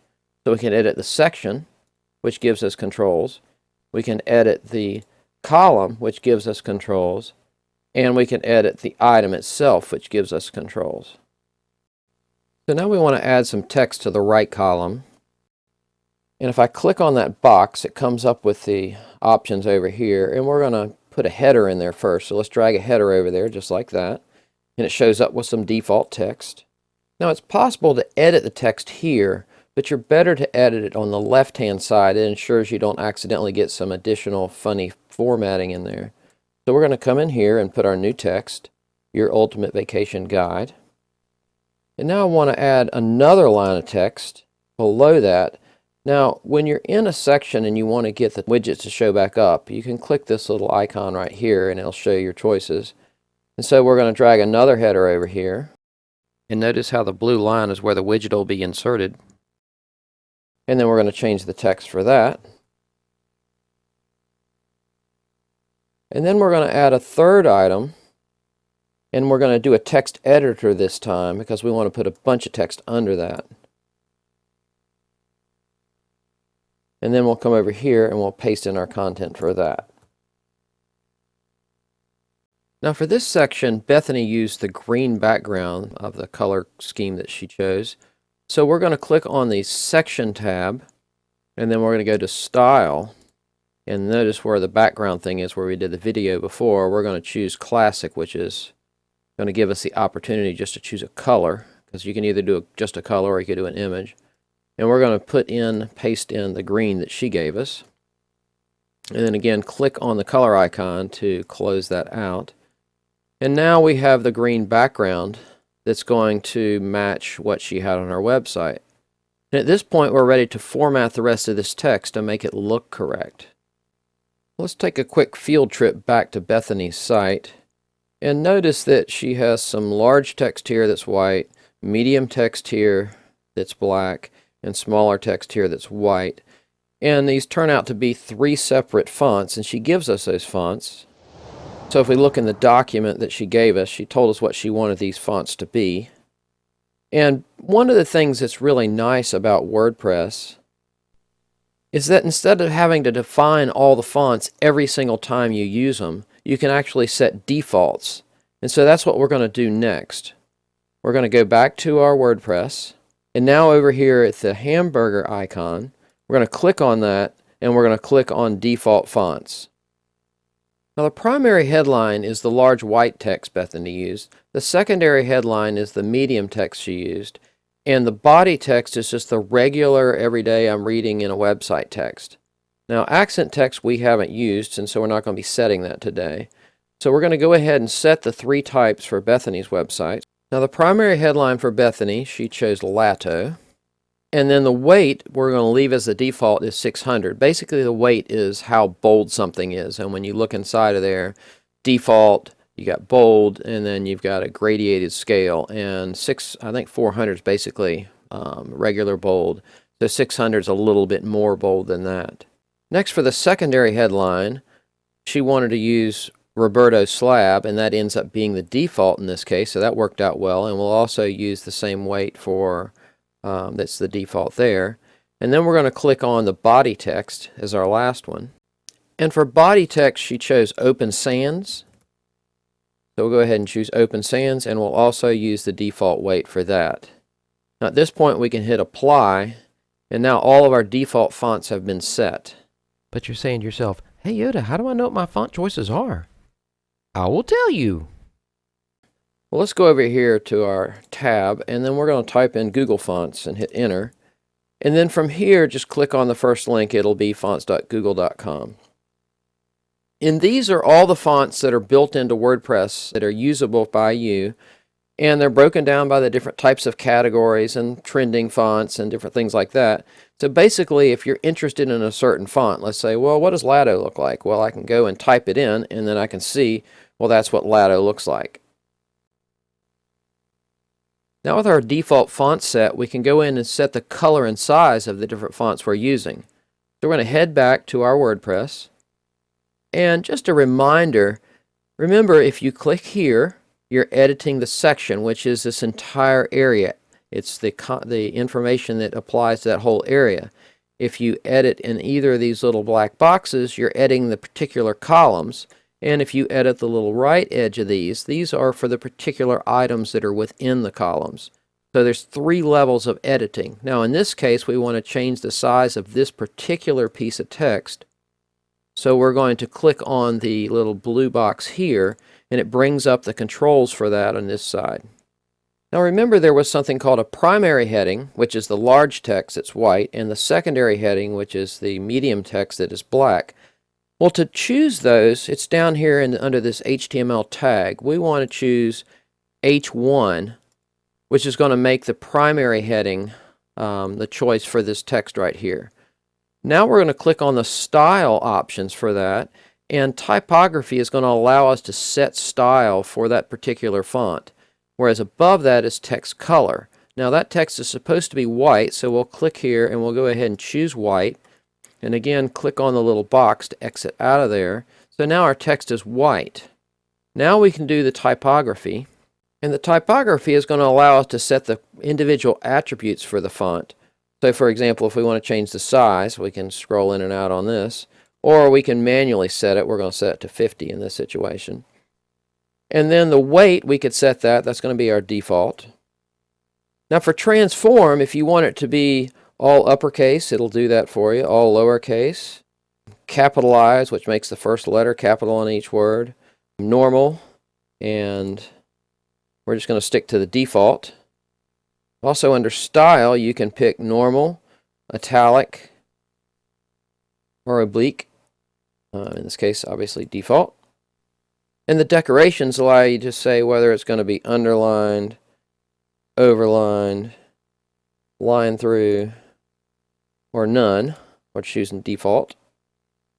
And at the bottom, you can choose a line height, which is how much space is between the lines. And you can choose how much space is between the letters. And by putting nothing in these boxes, you're going with the defaults on those as well. And for me, I'm almost always using the defaults because they're set to a standard for a reason. Alright, so that typography is fixed. Now text shadowing allows you to set text shadowing around it to a particular color. So let's say we want to have it to be black. We can choose black, and then as we scroll up or down, you notice that the letters over here are getting a line around them, bigger and smaller. And if I close out of that, I can choose a blend mode. So it gives you a lot of different options as far as ways of having special effects on your text. Now for me, I'm just going to have normal, and I'm not going to have that particular feature on this one, so I'll pick default. Now I'm going to set the text for the next box, so I'll come over here and click on that. And I'm going to go to Style, and we want to use black for this one, so we'll choose black. We'll exit out of that. And then under typography, it turned out that she had decided, even though her secondary headline she wanted to be Roberto's Slab, that in this particular use she wanted to make it Montserrat. And so we're going to choose that. And we'll set the size to 32. We can exit out of that. And now we'll click on the text for our edit box. We're going to go to Style. This text is supposed to be white, so we'll choose white. Close that out. And now we'll go to Typography. And default is the font. And for the size, let's put 18. Now we've closed out of that, and we're ready to edit the settings for the picture. Now one problem is, even though this is a great picture, it's way too big, and it's certainly not what Bethany has on her site. Notice how much smaller it is. And the reason is that the default when we gave it 2 columns was 50%, and clearly she's made hers less than 50%. So we'll go back to our WordPress, and then we'll click on the column itself, and now we can make a change. Instead of 50, let's try 30. That looks a little bit more like what she had. We'll click on Update. We'll come over here. We'll reload our page. And that looks significantly more like what she had. Now at this point, notice that this stuff is centered and ours is not. So we want to go back and make that center adjustment as well. So we can come back over to our WordPress. And then we'll click on this text. And at the bottom we can center it. And we'll click on this text, and at the bottom we can center it. And now we can update and go back to our website and hit reload. And now it's also centered. If you notice in our version, there's a lot of space on either side, whereas in Bethany's there's not. So this particular section, she has full width instead of boxed in.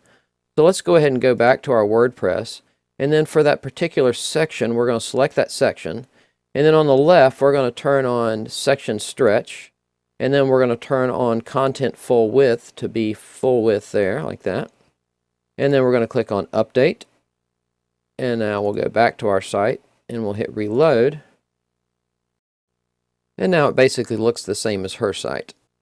Now we want to go back to Bethany's website and notice the dividers that it has with the little wave looking thing and the extra space at the top and the extra space at the bottom and again the wave thing.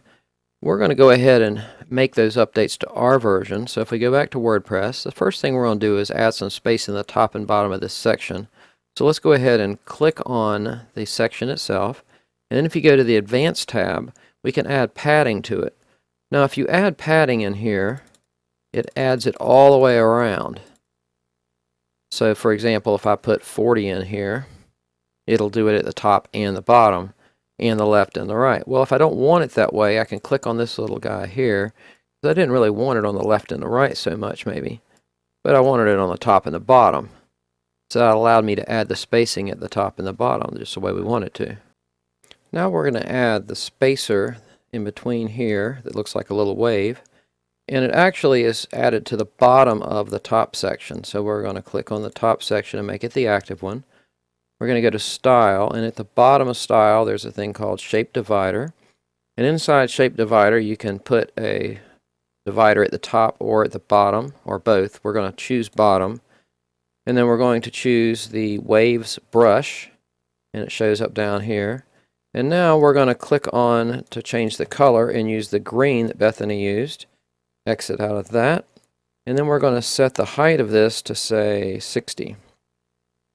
And now we have that wave divider there. Now to put the wave divider at the bottom, we're going to come into this section. We'll scroll down. And then we're going to go back into our style for this one. And we're going to scroll down, Shape Divider, and we're also going to put it on the bottom. And then we're going to choose our shape of the Waves brush. And it's the white, the same as hers. You see if it come over here, hers has a white one at the bottom. So that's okay. But it's too tall. So we'll go in here and change the height of that to say 60. And then there's not enough space in between these anymore. It's a little close. So we'll go back to our Advanced tab. And where we had 40 for the bottom, let's try 60. And maybe 70. So now we have enough space. We have the divider at the bottom and the divider at the top. So we can hit Update. And then go back to our website and hit Refresh. And we have the divider at the top. And we have the divider at the bottom. And we're ready to do our next section. Now we're going back to Bethany's website to review the next section, which are these 3 call to action areas. And notice when you move your mouse over the icon, they pop out a little bit, and over the buttons, they pop out a little bit. We're going to create one of these call to action areas, and then we'll make 2 copies and then just change the content on those. So let's go back to our WordPress, and now we're going to make a new section, and this section is going to have 3 columns in it. And now for the first column, we're going to click on that. We're going to want to add what's called an icon box. So we're going to scroll down, and there's our icon box. We're going to drag that over, and look at that little blue line. Where that blue line is, that's where it's going to insert it at. And now I'm going to go back up here, and I'm going to click on this icon to bring the list up again. And I'm going to grab a button, and we're going to bring it down here, and we're going to add a button below that as well. And while we're here, we'll go ahead and center our button so our button's in the right spot. Now we want to style our icon box, so we're going to click on that to make it active. And up here where it says star, we're going to pick sun because that's the one we used. The title we're going to use is destinations. And the content is that. Now at this point we want to make the changes for colors and things to this, so we're going to come into the Style tab. And under Primary Color, we're going to pick the yellow that Bethany used in her website. Close that out. And then under Content, it has 2 areas. It has the title, which is this guy, and it has the description, which is this guy. And for the description, for the title, we're going to set the color to the teal that she used. It was in her list of colors. We'll close that out. And now under Typography, we're going to make the font a little bit bigger. Let's say 28. And then for the description size of the font, let's go down here and make it a little bigger. We'll choose 18.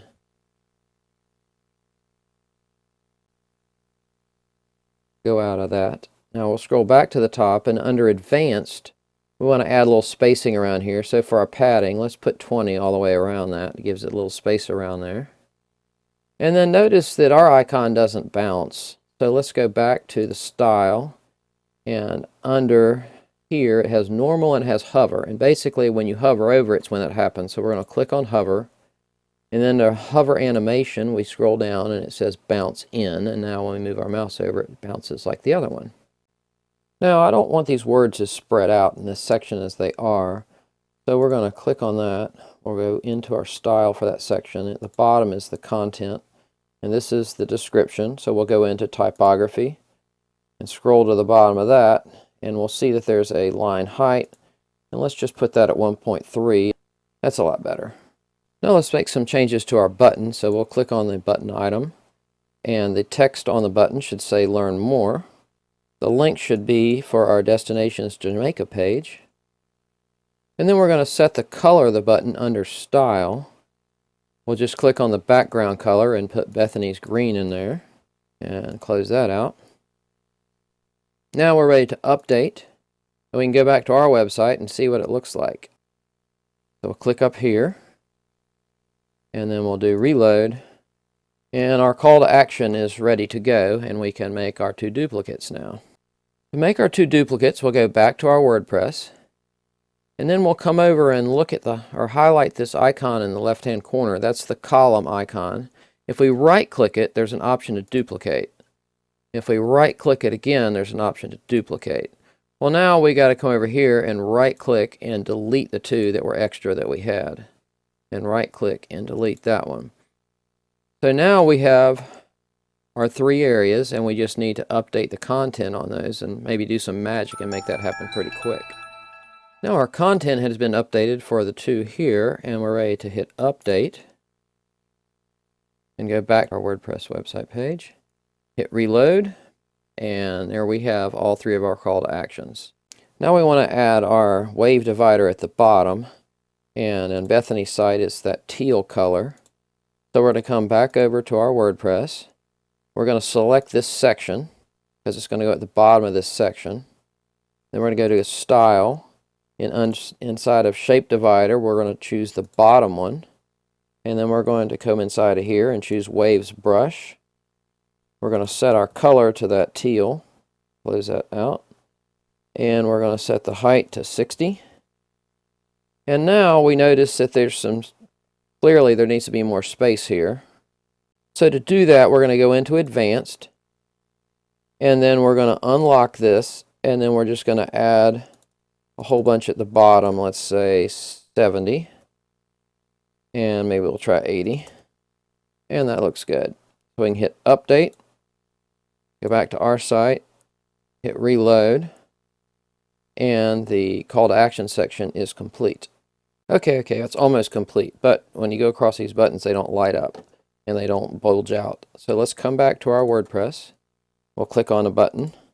We got to go to Style, and we got to set the hover for those. And then the background color is going to be Bethany's yellow. We'll close out of that, and then the animation is going to be our bounce in. And now that one bounces, and then we're going to magically do the other 2 just the same. And now they all work, and we can hit Update, get back to our website, hit Reload, and we really are done now. Now we're ready to do the next section. On Bethany's website, the next section is this travel tip section, basically frequently asked questions about travel. And it uses a header, and then it has this accordion effect where you're able to put content inside of each of these items. And at the bottom, there's a button. So we want to head back to our WordPress, and we'll add a new section at the bottom. It's going to be 1 column. And now in that column, we want to first put a header. So we'll add that in there. And then we'll pick another item, which is called an accordion. We'll scroll down, and that one's right there. And then finally, we're going to put a button in there at the very bottom. And so now we have the 3 items we're going to put in there. Now we just need to add content and style them. So to start, let's just go ahead and change out our content. So we'll click on that. And the header for that will be Top 5 Travel Tips. And the first item in our accordion, if we click on the accordion, it comes up over here. First item in there, we're going to put the name here. It's going to be Make a List. And then we can scroll down here, and this is where the content's going to go. So we'll need to delete the content that's in there. And then put our own content. And so now we have our first one, and now we're ready to edit the second one. So we can come down here and we click on the second one right there. And the title for this one is that. And then we'll replace our content. And you can stretch that box so you can see exactly what you're putting in there. And now we have two of these. See, they both work. And then you can add a third item, like that. And we'll put our title here for this one, like so. And then our new content. And we can scroll down. Actually, we can close that one by clicking there. And then we can add another one for our fourth of 5. Put the title there.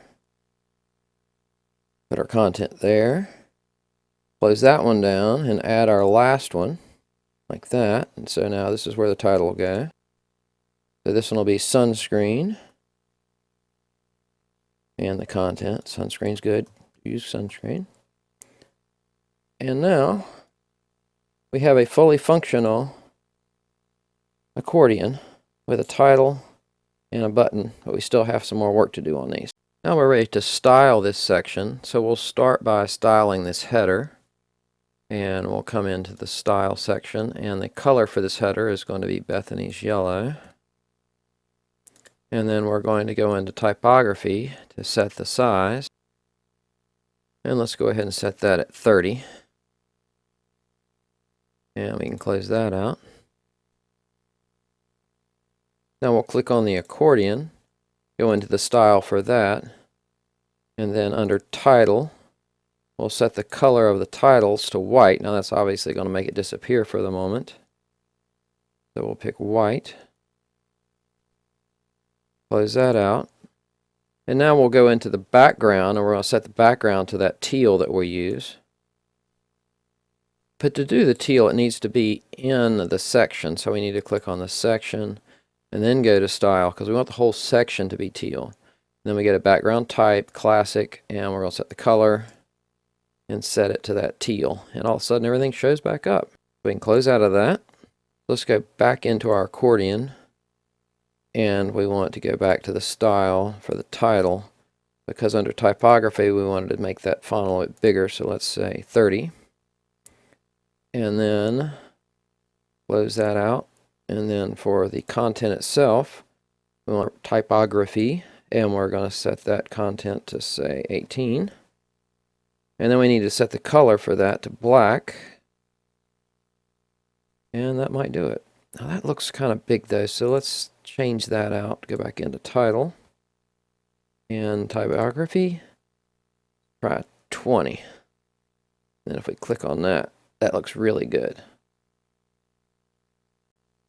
Okay, so now we need to work on the button, but I'm going to actually delete the button, and I'm going to delete it for 2 reasons. Number one, it's going to be styled the same as these, so basically if I make a copy of this one, I don't have to put all the bells and whistles on it, I just have to change a few settings on it. And secondly, I want to save this section as a template so we can use it on our travel tips page later. So let's go ahead and delete our button. So we can come over here and right click and choose delete. And now we want to save this as a template. Now to save this as a template, we go up to the section tab, we right click on it, and then we choose save as template. And then we give it a name, so I'm going to say your ultimate vacation dash, and we're going to call this travel tips. And now we have that particular travel tip saved, and when we go to our travel tips page, we'll be able to insert that and we'll have to build it again, so that'll be real helpful. And when we get there, we'll show you how to do that. So I'll close that out. Now we're going to make a copy of this button. So I'm going to right click, duplicate, and now I can drag this button down here, and notice it, bam, right center, just where we want it. So now all we have to do is make the updates to this button. So this button, if we click on it, over here is where we need to change our text. And the button should say more travel tips. And the link will be that. And now we've got everything set up and ready to go. We can click on update, go back to our page, hit reload. See our new accordion in action. Everything's working.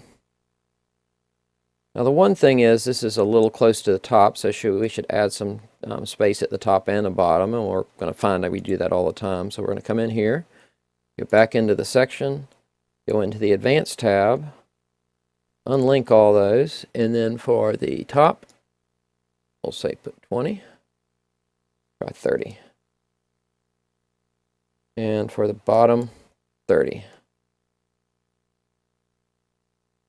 And that should do it. We'll do update, back to our site, hit reload, and that section is ready to go. Now one thing I forgot to do is that in Bethany's sites there's no lines around it. In our site there is, and it actually turns out that there are lines around hers. You can't get rid of the lines, but you can tell the lines to be the same color as the background, which basically makes them go away. So we're going to do the same thing on ours. So we're going to come back over here, and then we're going to choose the accordion, and then we're going to go into style, and then the border width, nothing matters. You put 0, it doesn't work, but you can come in here and change it and use that same teal, and then when you go to update and you go look at the site, those lines will disappear. And so we have the effect we want.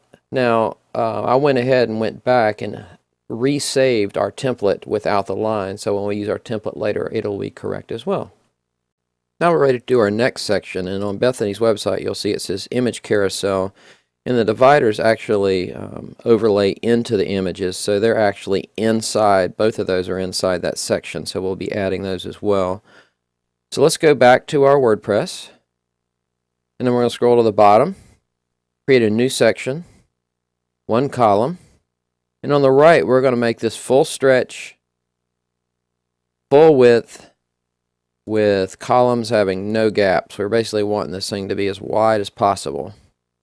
Now we're going to click on this icon to bring up our list, and we're going to do the image carousel.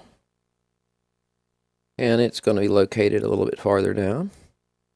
Drag that over. And now it's entered in there. Now we need to add images. So we can click on images here. And we're going to upload images. Then we're going to go to Bethany's image folder, and inside of her folder is a gallery, and then we're going to select all of these.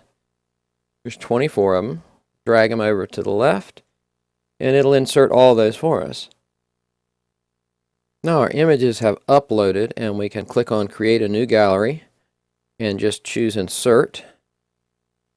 And here's our gallery. Now we're going to set the image size to full. And then we're going to tell it to do 3 at a time, to show 3 at a time. I think that's the default. And then we're going to do slide 3 at a time. Now I like the arrows, but I don't really like the dots. So we're going to scroll down, and there's a place to modify the navigation, and we're going to choose just the arrows. Now we need to put our little dividers on the top and the bottom, and to do that we need to pick this particular section, go to style, and under shape divider we're going to do the top one first, and we're going to pick our same wave brush, and then we're going to set the color to the teal that Bethany likes, and then we'll close that out, and then we're going to set the height to 60. And it's not showing up, but the reason is we need to turn on this bring to front because the carousel is sitting on top of it. So now we can see it. And now we're going to pick the bottom. We're going to pick waves brush. We're going to pick color white and close that. We're going to pick 60, and then we're going to turn that on. And now we have a fully functioning carousel. Now it's interesting, if you come in here and try these different ones, you'll see they do lots of stuff. So don't just decide on one. You can actually go through and try a whole bunch of different things. It does neat stuff. I just happened to pick this one. Actually, Bethany picked it because it looks really good for what she's trying to do. So now our carousel is complete. We can click on update, go back to the website, hit reload, and we're ready for the next section. This carousel we're actually going to use on multiple pages, so let's go ahead and go back and right click on the section and save as template, and we'll give it a name. Your Ultimate Vacation. And this will be Carousel. Save it. And now we have these two that we'll be able to recycle and use later. But you're saying to yourself, boy, those images look really good. Where am I going to get a bunch of images like that for free? I will tell you. If you're looking to access the best royalty-free photos and images online at no cost to you, then you'll want to check out my best free stock photos and images video at some point. Now we're ready to go to our next section, and that section will be the testimonials. Now notice the animation and stuff. We're going to show you how to do all that animation later, but at this point we're just going to learn how to build this testimonial page. It's going to have a header, it's going to have one testimonial, and then we'll clone it, and then we'll make another clone to have 4 of them total and a button at the bottom. So that's our goal. So let's go ahead and get started, and we're going to go over to our WordPress. Start a new section. We'll have one cell. We're going to make it a stretch section, full width. And then inside of it, we're going to put some different widgets. So let's go to the menu of widgets. We're going to have a header at the top. Now pick another widget. And then we're going to have this intersection. And basically what an intersection is, it's kind of a sub-widget. So I just mentioned we're going to insert the intersection widget. But some students have noticed that sometimes that doesn't come up as one of their options. Instead, they get this container. All that means is that your Elementor is in a different mode, and we need to set it in the correct mode. So if you click to look at your widgets, and it doesn't show the intersection widget there, and you type it in the box, let's say you type enter, and you still don't see the widget there, that means we need to change the mode that your Elementor is in so that we can reveal the intersection widget. To do that, we're going to exit out of Elementor. So we'll click here, we'll choose exit, and then on the menu on the left, inside of Elementor, you're going to choose settings, and then we're going to choose the features tab. You may need to scroll down to get to that, but normally it's on the main page. And now we're going to scroll down, and what we're looking for is an option called Flexbox Container. And if you weren't seeing the inner widget, it'll either say that Flex Container is active, or it'll say default. Now what we want to do is we're going to choose for the Flex Container, we're going to choose inactive. Are you sure? Yes, deactivate. And now we'll scroll to the bottom, choose Save Changes. And now we'll go back to the page we were editing. So for this example, I was editing the About page in this site. And now when I click to get to the widgets, you'll see the intersection option is there, and you're ready to proceed. And then we're going to have this intersection. And basically what an intersection is, it's kind of a sub-widget. Basically it allows you to put 2 columns within it. And the reason why I'm using this is that when you display this on a mobile device, whatever's in this cell will nicely wrap under the one that's there. And since all these testimonials are kind of look the same, but some may be taller than others, this is going to make it look better on a mobile device. And then at the bottom, we're going to need a button. So we'll come up here, and we'll right-click on that, and we're going to do duplicate, and we'll drag that button down here somehow. Now we got them in order. That was tough. So next, we're going to put the text that we need to have in here, which is testimonial, so we'll put that there. And then we want to go to the style right here, and we're going to set the color of this to Bethany's green. And then we're going to go to do the size of this. So we'll set the size to 40. And then Bethany had a special font she wanted to use. I'm not even going to begin to try to pronounce that. And we're going to use a weight of 300. Close that out. Go back to content. We'll center it. Now we need another widget. We're going to scroll down. We want an image box. Drag it in there. And notice that our image is at the top right now. We want our image to the left, just like that.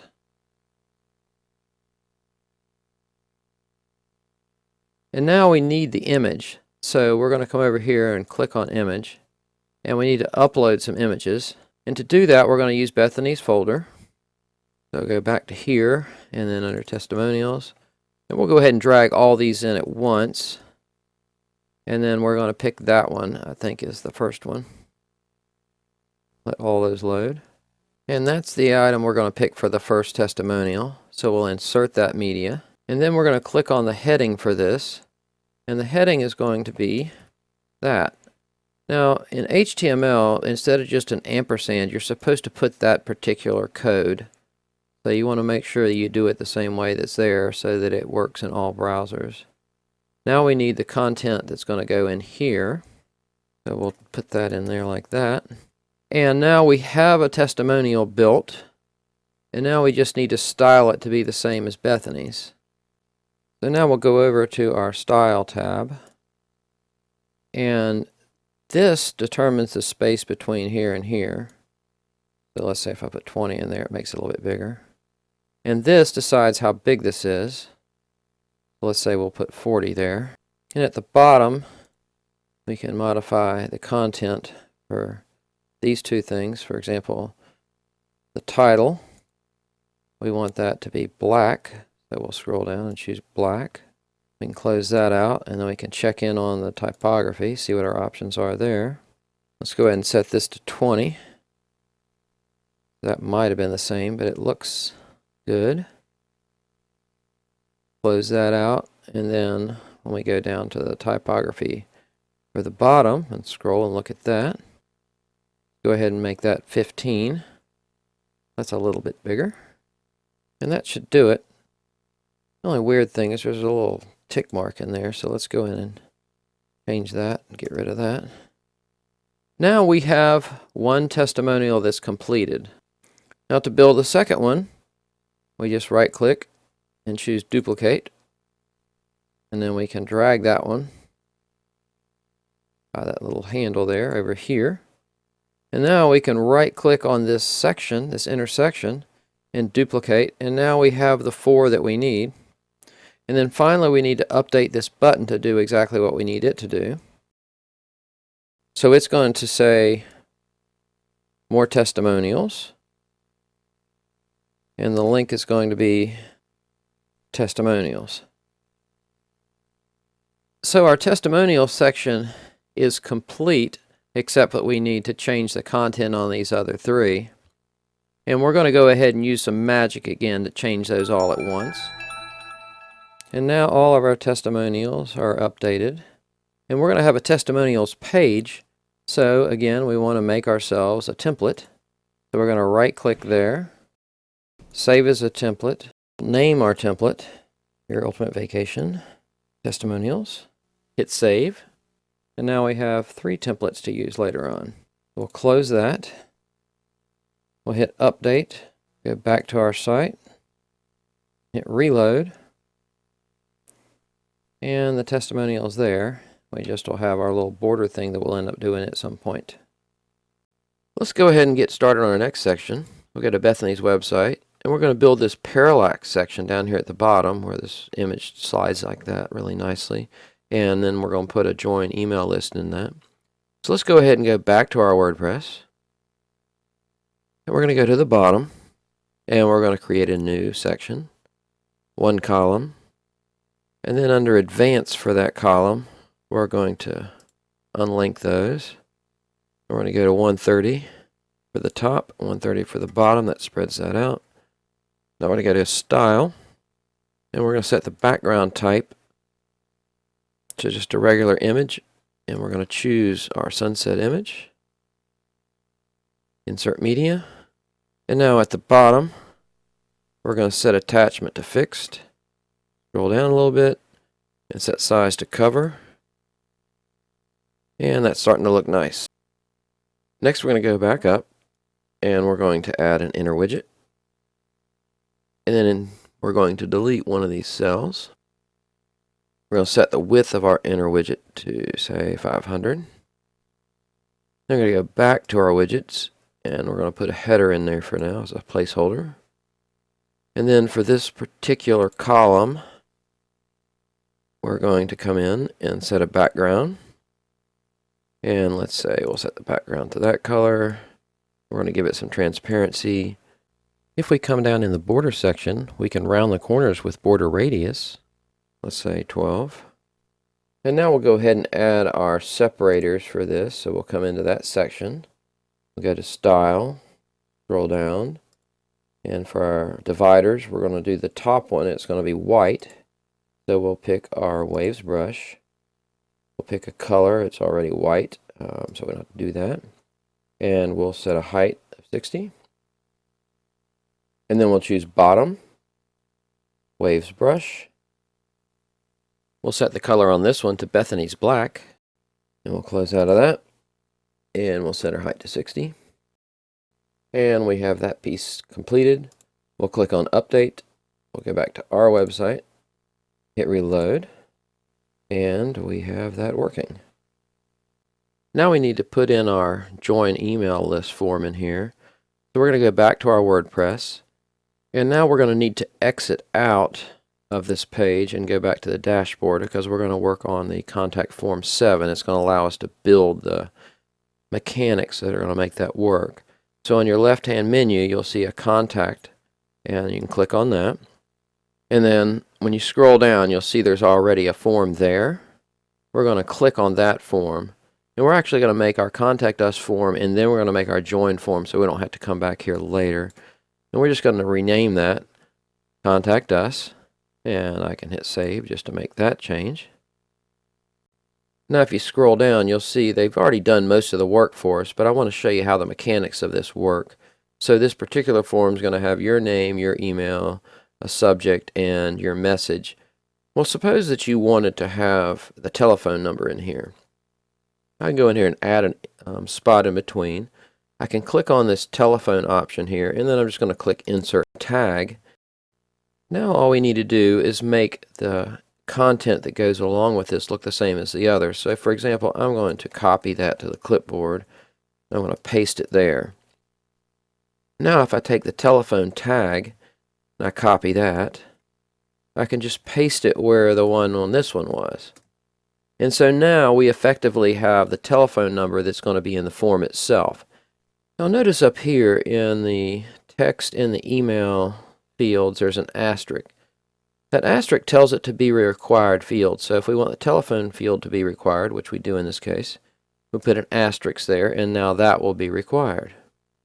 Now for the label, we'll just simply rename it to your phone. You can make it whatever you want.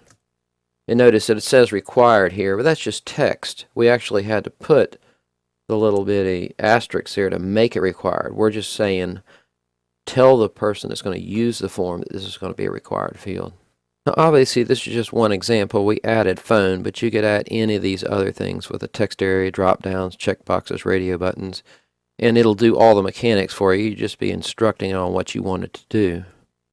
At this point we want to hit save, and that will tell the system that we have this new field in there. And then we're going to go into the Mail tab and make some adjustments in here. Now the first thing we're going to do is set the to. The to field is where do you want the email to go to.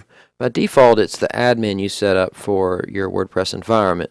But we want in this case to go to comments@yourultimatevacation.com. You can make this go to any email you want, so you can make it to go to your personal email if you chose as well.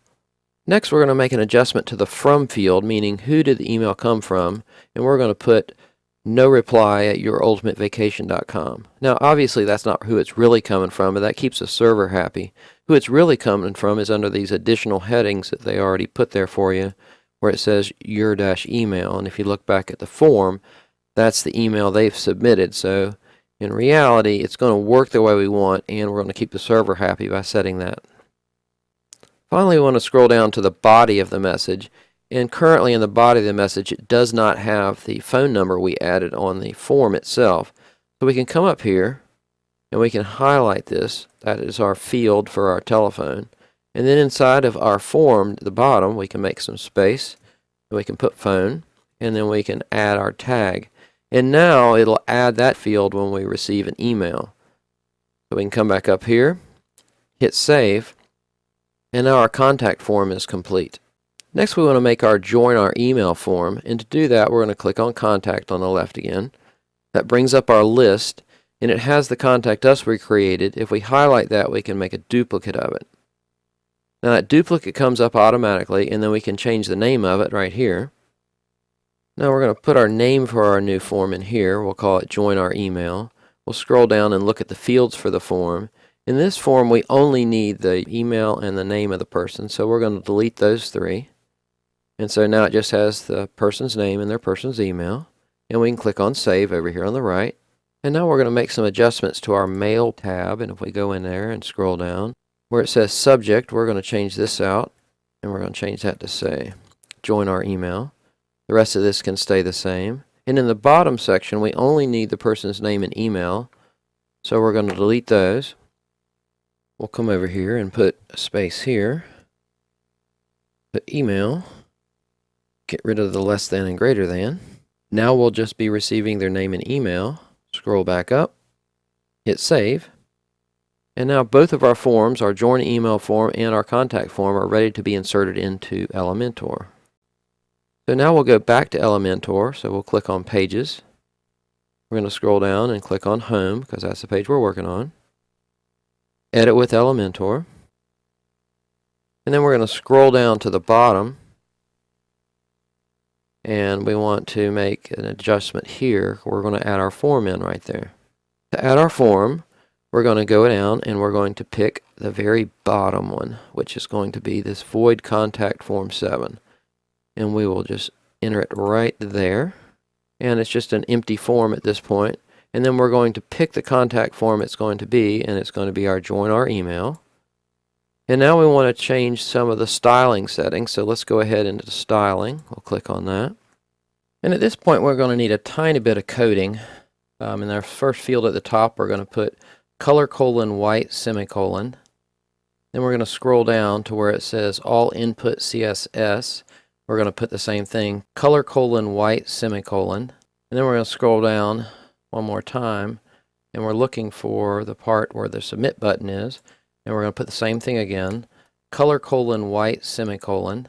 And now we're also going to add one more piece of code here, which is the background color, background colon, and then this is the code for Bethany's yellow. Now at the end of that, you'll notice we put a semicolon. Every time you do CSS, there's a semicolon at the end of each of those. And that particular piece of code made this yellow button, and it made the text on it white. And then the two that we added up here, the second one we added, changed the code that's inside of these boxes so that it shows up white. And then the very top one at the top was doing your name and your email. So that's what that did. So at this point, what we're going to do is we're going to click on this column that's inside of here. And then we're going to go to Style. We'll scroll all the way to the bottom, go to Typography, and then hit Center. And that allowed us to center these different things here to make that look nice. Now we want to change the header up here to be what it's supposed to say. So we're going to come back over here, and in this box we'll put Join Our Email. And now we'll go into Style, Typography. We're going to set the size, let's say 28, and we'll make the color, we'll say white, and that should do it. So we can now hit Update and go back to our website and hit Reload. And now our site has a fully functional Join Email form. So we're ready to do the next section, which is going to be the footer. Let's head back over to Bethany's website, and we're going to look at the footer. We're going to have a picture of her as our guide. We're going to have a Follow Us section. We're going to have a Contact Info section, and then we're going to have Navigational section. Let's go see how to add those. And first, let's go back to our WordPress so we can get started. To edit the footer, we need to exit back to the dashboard. So we're going to click the hamburger icon and choose Exit to Dashboard. Now on the left-hand side, we're going to choose Appearance, and then we're going to choose Widgets. And you'll notice over here there's 4 sections. Here's the footer 1, footer 2, footer 3, footer 4, and those relate to 1, 2, 3, 4. Now for footer 1, we're going to put a picture of Bethany. So let's scroll down and find the image widget. We click on that, and then you want to choose footer 1, Add Widget. Now we can put a title, Your Vacation Guide. We'll pick a picture, and we'll use the one we already have for her right here. Add to Widget. And for a link, we're going to put a link to what will be the About Us page. We'll hit Save, and come back over here, and reload. And we have our first section. So let's go back over here and get ready to do section 2. And for footer 2, we're going to use the social icon. So we'll scroll up and find that widget. Choose footer 2, add widget. And then we're going to use all the defaults, but we're going to be adding in her social media right here. And we use a little magic to make that happen real quick. Now we can scroll down and click Save. Go back to our page, hit Reload. And now we have a fully functional Follow Us section with all of our social media. We're ready for the next section. Come back over here. And for footer 3, we need to scroll to the top. We're going to choose the Contact Info option. And we'll pick footer 3. Add widget. And for this one, we're going to use a lot of their defaults, but we'll change out a couple things. For example, we're going to put text and say, we would love to hear from you.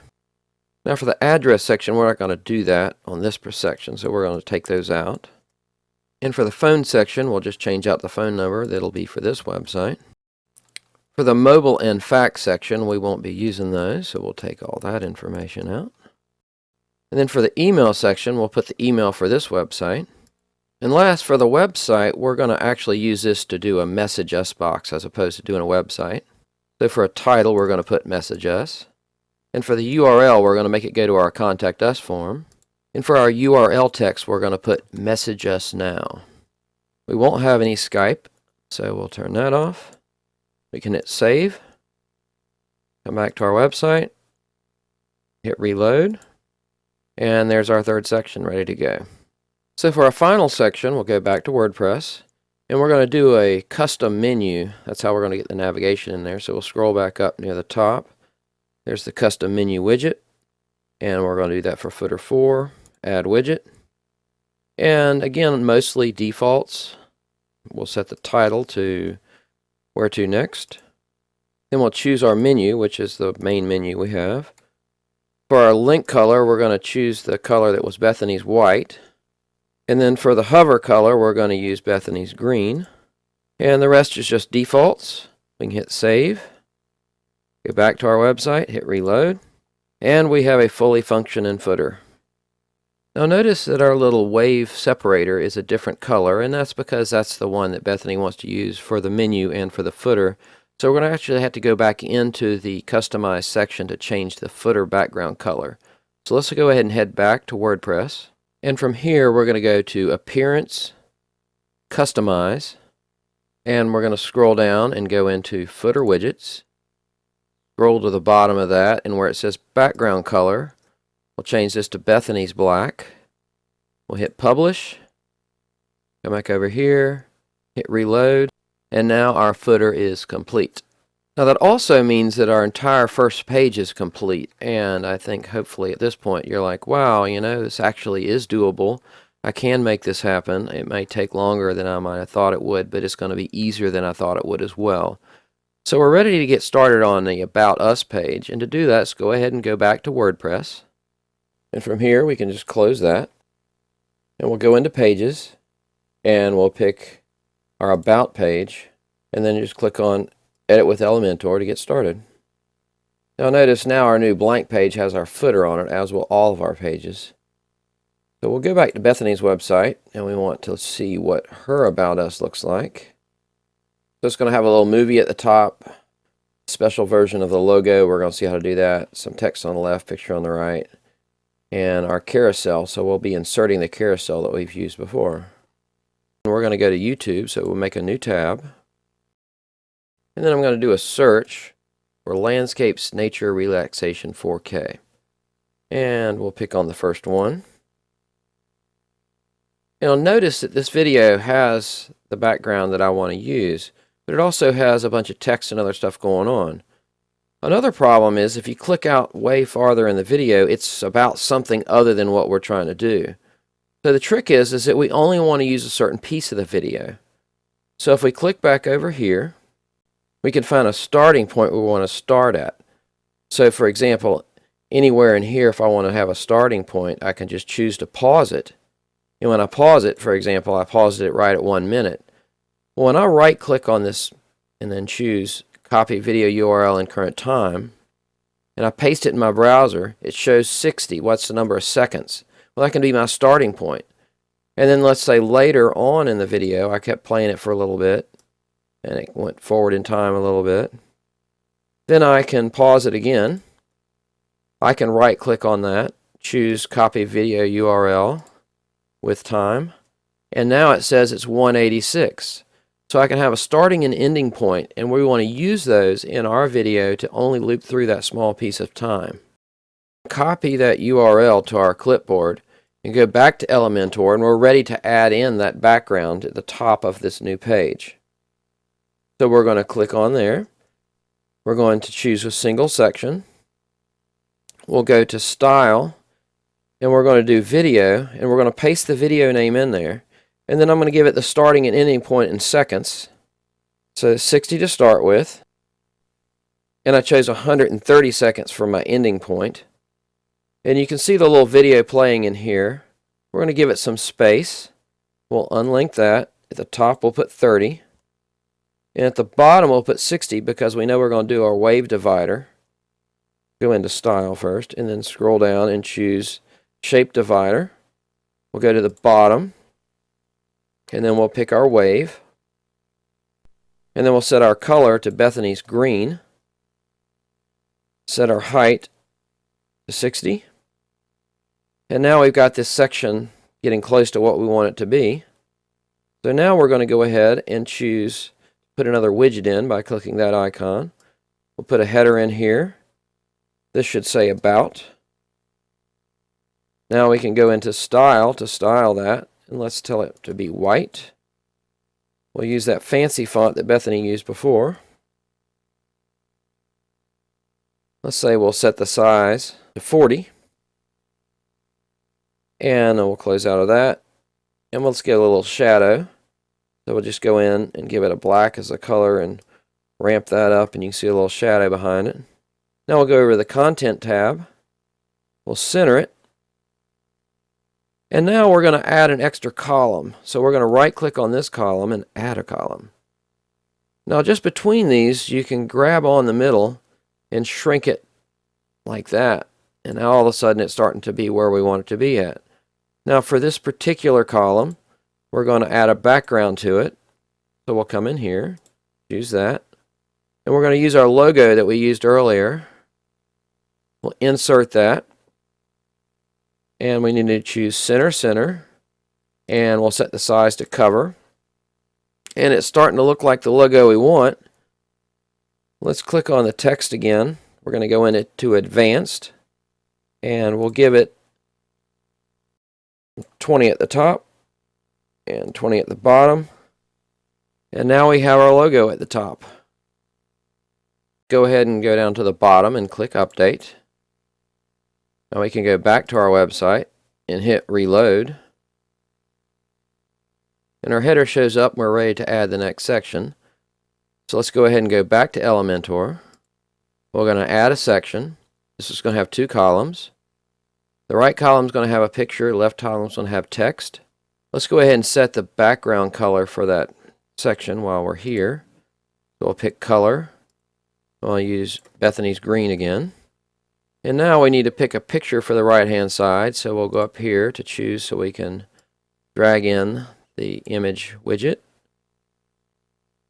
We'll choose the Upload File option. We'll go back to Bethany's images. And inside the images, we'll find the image we're looking for, and it'll be this one. We'll drag that over. And that loaded. And we can click Insert Media. And now we want to put some text on this side, so we're going to go back to Widgets. And we're going to choose Text Editor. And we want to put the content in here that goes there. So we will replace it with the right content.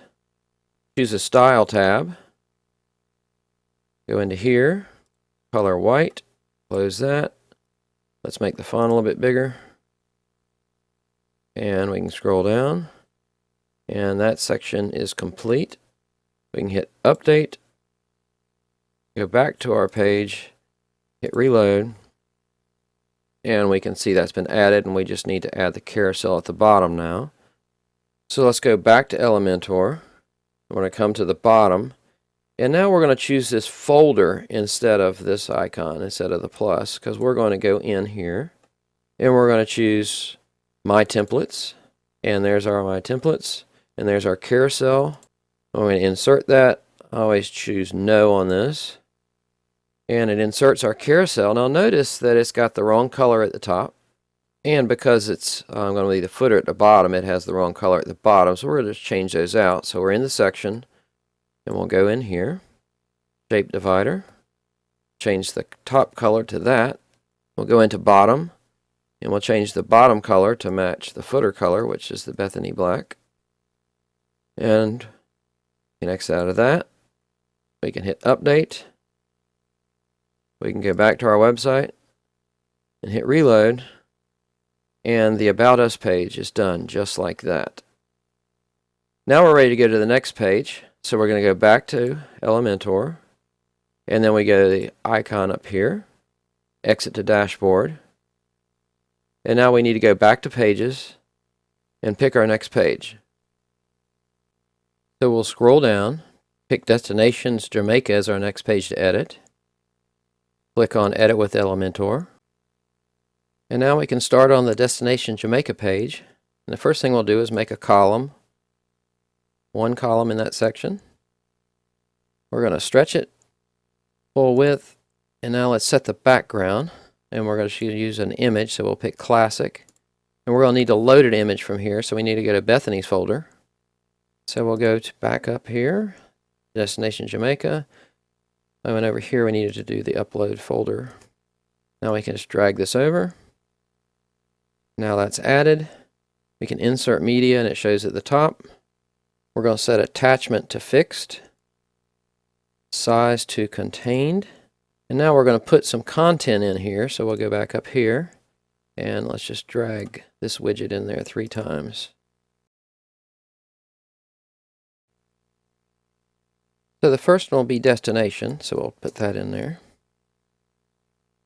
And then we'll go to style. We'll set the color to white. We'll go into typography. We'll set this to say 23. She wanted to use a different font for this. We're going to use this Vega font. 200 for the weight. Close that. We're going to go into the shadow. We're going to do 5 and 2, 2. This will kind of offset the shadow to the bottom right. Now we'll go into the next text. We'll change that text here. And then we'll go into settings under the style. Again, we'll set the color to white. We're going to do typography. This time we'll do 33. Font, the Vigo again. And then we can close that out. And we're going to do the shadow the exact same way. 5, 2, 2. Close that out. For the last one, it's going to say Jamaica. Go to style. In this one, we're going to set the color to Bethany's green. We'll close that. Typography. We're going to pick another font that Bethany likes. Squatta 1. We'll make this really big, 330. Close that. Go back to the color. I wanted to make this a little bit transparent. Like that. And then we're going to go in the shadow, do the shadow the exact same way. 5, 2, 2. Close that. And now for the blend mode on this, we're going to do luminosity. It's fun to play with the different ones to see the kind of effects. Now notice this hangs down a little bit as far as the word Jamaica. We're going to move it up some, but it's still going to look funny in here, but when we produce it in our update, you'll see that it looks correct. Also, on this edge here, these are too close to the left, so let's go ahead and choose that section. And inside of here, we're going to unlink the padding, and for the left-hand side, let's set that to 20. That moves it in a little bit. And now we want to edit the position between here and here. This is a neat trick. So we're going to choose the Jamaica text, and then we're going to go in advance. And now we're going to use margin this time. We're going to unlink those. Now one of the neat things you can do with margin is you can also give margins negative numbers. So this top margin up here, I'm going to say negative 30. And notice how it pulled it up there. Real nice like that. Now if I hit update, and I come in here, and I reload, you'll see that it fits in there really nicely. Destination is a little high up here, so I want to move it down a little bit, and that'll move everything down just a tad. So we'll click on Destination, Advance, we'll unlink this, and for the top on this, we'll put 20. And then we'll hit Update, and then we'll come back in here and hit Reload. And it's a little much because this is starting to show at the bottom, so we're going to move this space, get a little bit of that space out of there and a little bit of the space out of here. So I'll come to Destinations. I'll come in here and we'll do that same trick. We're going to go into Margins, unlink that, and for the bottom margin now, I'm going to put -10. And notice how it pulled it up a little bit. And then for the Jamaica, where we had -30, let's try -40. And we'll do Update, come back in here, Reload, and it looks perfect now. So let's go ahead and view Bethany's website, and we'll see that she has the header at the top, it's got a title here, some text here, and then it has these fancy little progress bars, and they're in 2 columns, so we're going to do an inner column to do that. And then we got a bunch of buttons across here that we're going to add those as well. So let's go ahead and work on that first section. So we'll come back over to our WordPress, and then we're going to scroll down and we're going to pick to make a new section. And this section is going to be 1 column. Now we'll go over to our widgets. We'll put a header in there. Come back to the widgets. We'll put a text editor in there just below that. Go back to the widgets. I'm going to put an intersection just below that. And go back to the widgets, and I'm scrolling down looking for what's called progress.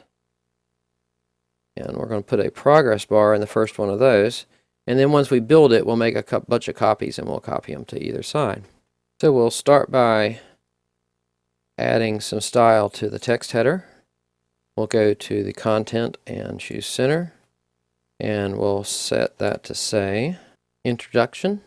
And then we're going to go to style it. We're going to set the color to be Bethany's teal. And then we're going to set the typography to the fancy font that Bethany likes. Size of 50. Close that out. Now we'll edit this text. Paste in our content. Go to style. And come into typography. We'll use default font, but make it bigger. And we're going to use black here. And now we're ready to edit our progress bar. So we'll click on that. And the top here is what goes right there. So we'll change that to say accommodations. Then this sets the percentage of the bar. We'll say 80. And the inner text inside the bar is that text right there. Now we've got one of them completed. We're just going to make duplicates of these to make all 6, and then we can change the content for those. So basically I can come here, duplicate, duplicate, duplicate, drag one of those over here, duplicate, duplicate. Now while I'm thinking about it, this text is a little too high up, so we're going to click on that text, go to Advanced, unhook those, and then on the top of that, let's make that 30. That brings it down, so that looks a lot better. Okay, so now we have these that need new content, and we'll go ahead and use some magic to do that. So the progress bars are complete, but in Bethany's site, she didn't have the percentages on here because these really aren't percentages. Those are kind of just approval ratings. And so really we want to go back and change that. And so what we need to do is click on each one of these. So for example, we can click on the first progress bar, and under display percentage, we just put hide, just like that. Now we'll just quickly adjust the other 5 to do the exact same thing. And our progress bars are complete and we're ready to work on our next section. And for here we're going to add another intersection. So we're going to come back up to our widgets. And then we're just going to drag this intersection to here. And in Bethany's website it has the yellow coming up next. So let's go ahead and add this little bar in between our separator. So we'll come into here. We're going to choose that section. Go to Style, Shape Divider. We're going to do a bottom, and we're going to choose our Waves brush. And our color is going to be Bethany's yellow. Close that out. We'll put a height of 60. Now we can see that it's there, but it's a little bit close on here, and obviously it's going to change when we put the other stuff in there. But while we're in here, let's go ahead and go to here, and we'll unlink the padding, and let's try 60 in here. And now we're ready to start working on our button bar. So we're going to come back up to Widgets, and we're going to choose a button. We'll drag that in there. And we're not going to need this empty column because we'll just copy the button column that we have to the left. So we'll right-click that and delete it. And now for our button, we'll just come over here and tell it to be centered. And we're ready to add the rest of our formatting for that button. From here, we'll click on Style. We'll set the background color for the button to Bethany's green. And then we're going to choose Hover and set the background color for the hover to Bethany's yellow. And now when we move over the button, we'll see that it highlights as we would want it to. So we're going to duplicate our button 6 times. Well, 5, we need 6. We'll right-click there on the column, duplicate, and we'll do that 4 more times. So now we have our 6 buttons, and we're ready to get our buttons to point somewhere. But first we need the sections that they're going to point to, because this button's going to point to the next section. So let's go ahead and start the next section, and we're going to make this a single column. We'll go into Style. We're going to set the background for this section to Bethany's yellow. Now we're going to add some widgets to that, so we'll come in and put a title widget there, and an editor widget under there, like so. And then we're going to start putting the content in for those two. And there's actually a subheading, so we're going to put another heading in here, like so. So we'll go to edit the first heading, Style, and we're going to pick Bethany's fancy font, and we'll set the height to 50. And we'll go ahead and set the text to that, to be places to stay. And under Style, we'll set the color to be white. Now we're ready to do the bottom one here. Text will be that. Go into Style. We'll set this also to white. Close that. Typography, default font. Let's try 30. And then for the text for the bottom section, just change that out. And now we're actually going to need another section of text below that because we're going to put numbers next to it and show you how to do that. Let's go ahead and go back up here to Widgets. We'll put another text editor down here. And for the one that we started with, let's go ahead and to Style, we'll set this to black. Close that. Typography, default font, but let's go with 18 for the size. And then we'll do the same thing for the one down here. We'll go into Style, color black, typography 18. For this particular piece of content, we want to make this a numbered list. And to do that, to make this software work well, you want to have the individual pieces of content have a space between them. Now I did this in a text editor to make it work well for me. And so in this case, I'm going to highlight the 5 different areas I have, copy that to the clipboard, and then I can come over here and I can paste it in. And when I scroll up, I'll notice there's an individual line between each one of those. If you don't have that individual line, when you apply the line numbers, it'll only give you a 1 at the top. So now we can select all that, and I'm going to go click on line number, and if you notice now there's nice line numbers next to them. Now from here, we're going to go ahead and put in the bottom wave separator. So let's come up to the section for that. We'll go to Style, and then we'll go to Shape Divider. This will be for the bottom. We're going to use our waves brush, and we'll use Bethany's green for this because that's going to be the next section below that. And we'll set this to 60. And now we scroll down, we can see that there's not enough space there. So again, come into Advanced, unlink those, and for the bottom, let's set this to 60, and now we've got plenty of space there.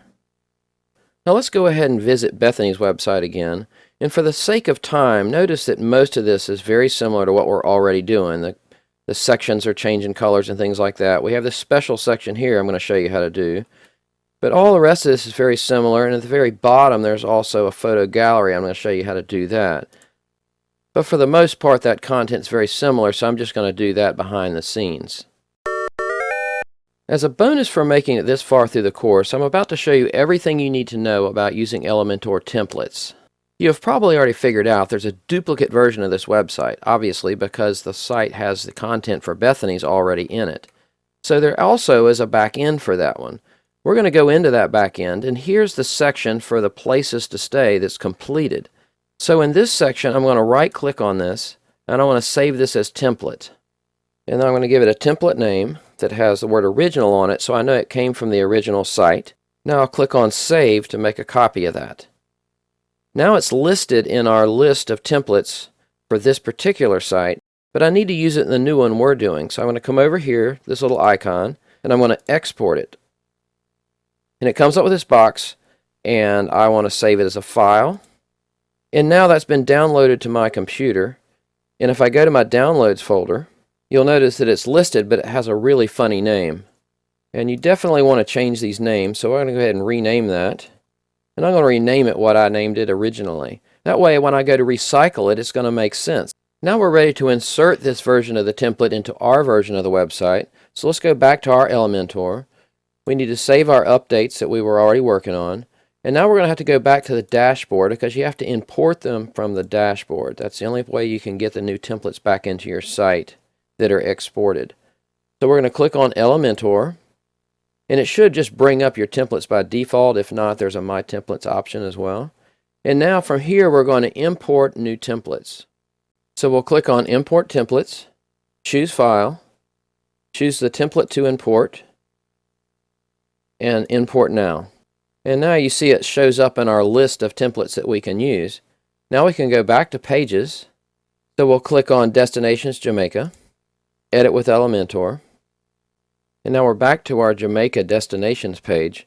And before we can insert the new piece, we need to come down here and remove the old section that we had. So we'll remove that section. And now we're going to go to our folder here. And inside the folder, we'll be able to get to My Templates. Now before we insert our template, I want to tell you about blocks and pages. Blocks are basically sections that you can add into your website project. Now any of them that say Pro next to them mean if you want to access that, you pay a one-time fee to Elementor to have unlimited access to all their Pro versions, which gives you access to the really nice ones.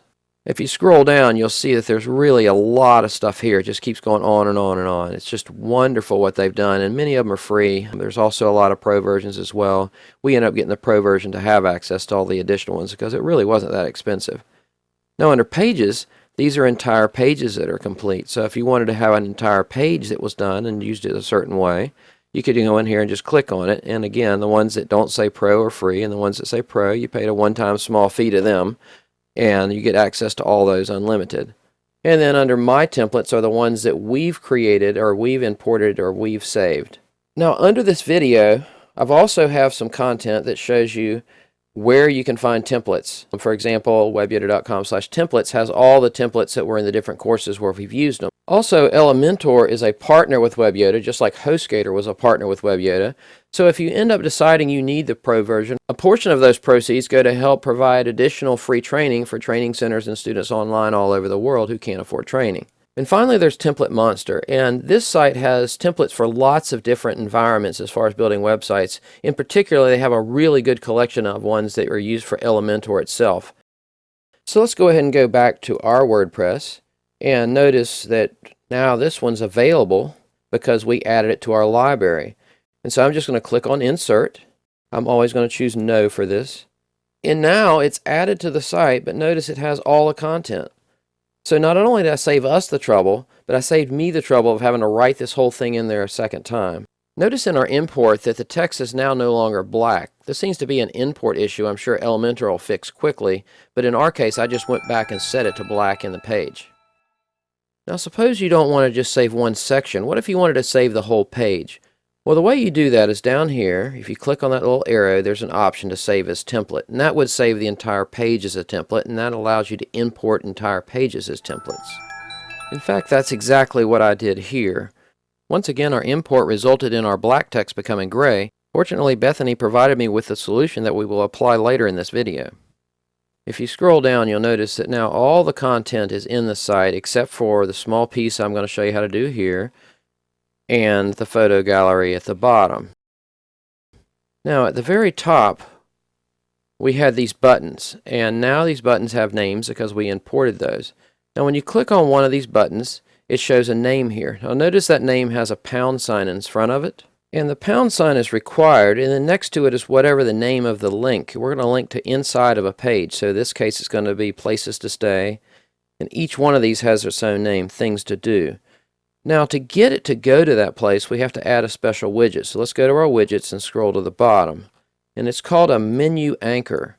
And we're going to drag that menu anchor just above the heading there. And then over here, we can paste in the name of our anchor, but we got to take off the pound sign. Now at this point, when we scroll down and we hit the places to stay button, it automatically jumps to that spot. Now it turns out that all the other ones we've already put into place. So you can see that one goes there, and if you go down to the budget, it goes straight to the budget section. So if we hit on update and we go back to our website and hit reload, now this will be the new version, and each of these buttons will work and go to particular areas. Now at this point, we're ready to go ahead and fill in those little sections that were left over from before. So let's go ahead and go back to our WordPress. And from here, we're going to scroll down to the section that we want to work on. And we're going to work on this section right here. We're going to set this to stretch, full width, column gap, no gap. Next, we're going to need some pictures to put in here. I'm going to go ahead and make a duplicate of this because we're going to use it twice. And so now we're going to go back and get an image widget. Put one in there. Scroll down. I'm going to do the same thing here. Another image widget is going to go in there. Now we're going to choose an image for this one. We're going to upload one, and we're going to use Bethany's folder. And then we're going to take this one, I'll drag it in just like that. Insert media. And now we're going to come over here and do this one. Same thing. We're going to add another file. And this time we're going to add that one. Insert media. And now we just need to put the content in these two fields. And those are going to be the text editor widget. So we'll grab one of those for each one of those sections. We can go ahead and style these. We can set the color to white. We'll close that. Typography, we'll put 18 as the font size. And we'll do the same thing over here. Style, color, white, close, typography, 18. Now each one of these is also going to have a little header on it. So we'll go ahead and pick a header and drag one of those on each side. Now we can style the headers. So we'll go into style. I'm going to set the color to white. And do the other one the same way. Style, set the color to white, and we'll use the rest of the defaults. And now we just need to change out this content for these two sections. Now the content is now updated. We can hit update here, go back to our website, hit reload, and now we have that section complete. Except, look at this. These are really close on this one, and this one's not really close. This is that column. And we're just going to put 12 on here. I did it on that one. I forgot to do it on this one. We'll do update. Come back over. Reload. And now it fits there just fine.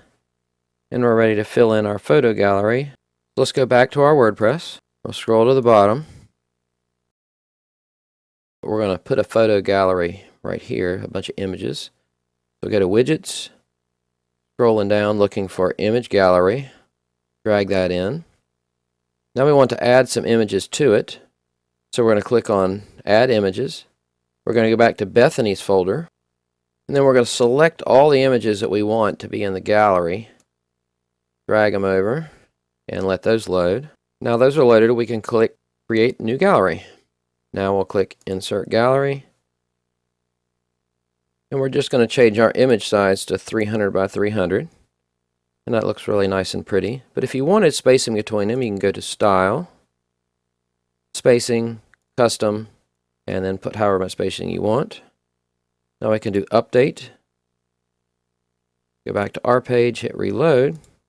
And now our photo gallery is complete, and we're ready to solve the mystery of why the text is gray inside of Elementor. Originally, I thought, wow, the import's not working right, can't really figure it out. And I pointed it out to Bethany. I was a little frustrated. She goes, what are you talking about? All you need to do is set your color defaults. And I was like, color defaults? Well, that makes a lot of sense. So basically, we go back to our dashboard, and when you scroll up, here's this gray text. Well, she had her default color set. Now, if we come to this icon over here, we can go into default colors, choose text, hit black, hit apply, and all of a sudden it's exactly the way it's supposed to be. So we'll go back to our page, we'll hit refresh, and everything's right now.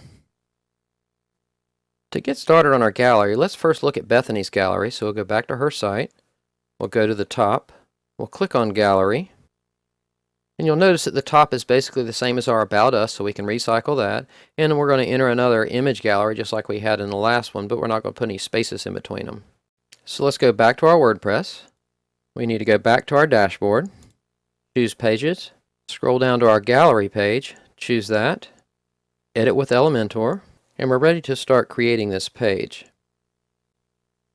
Now at the top of this page we want the About Us header, and I actually went to the trouble to go ahead and do that behind the scenes for us, so it's in my templates now. And there it is right there. So we're going to insert that. We'll click No. And there it is. It's already at the top of our page.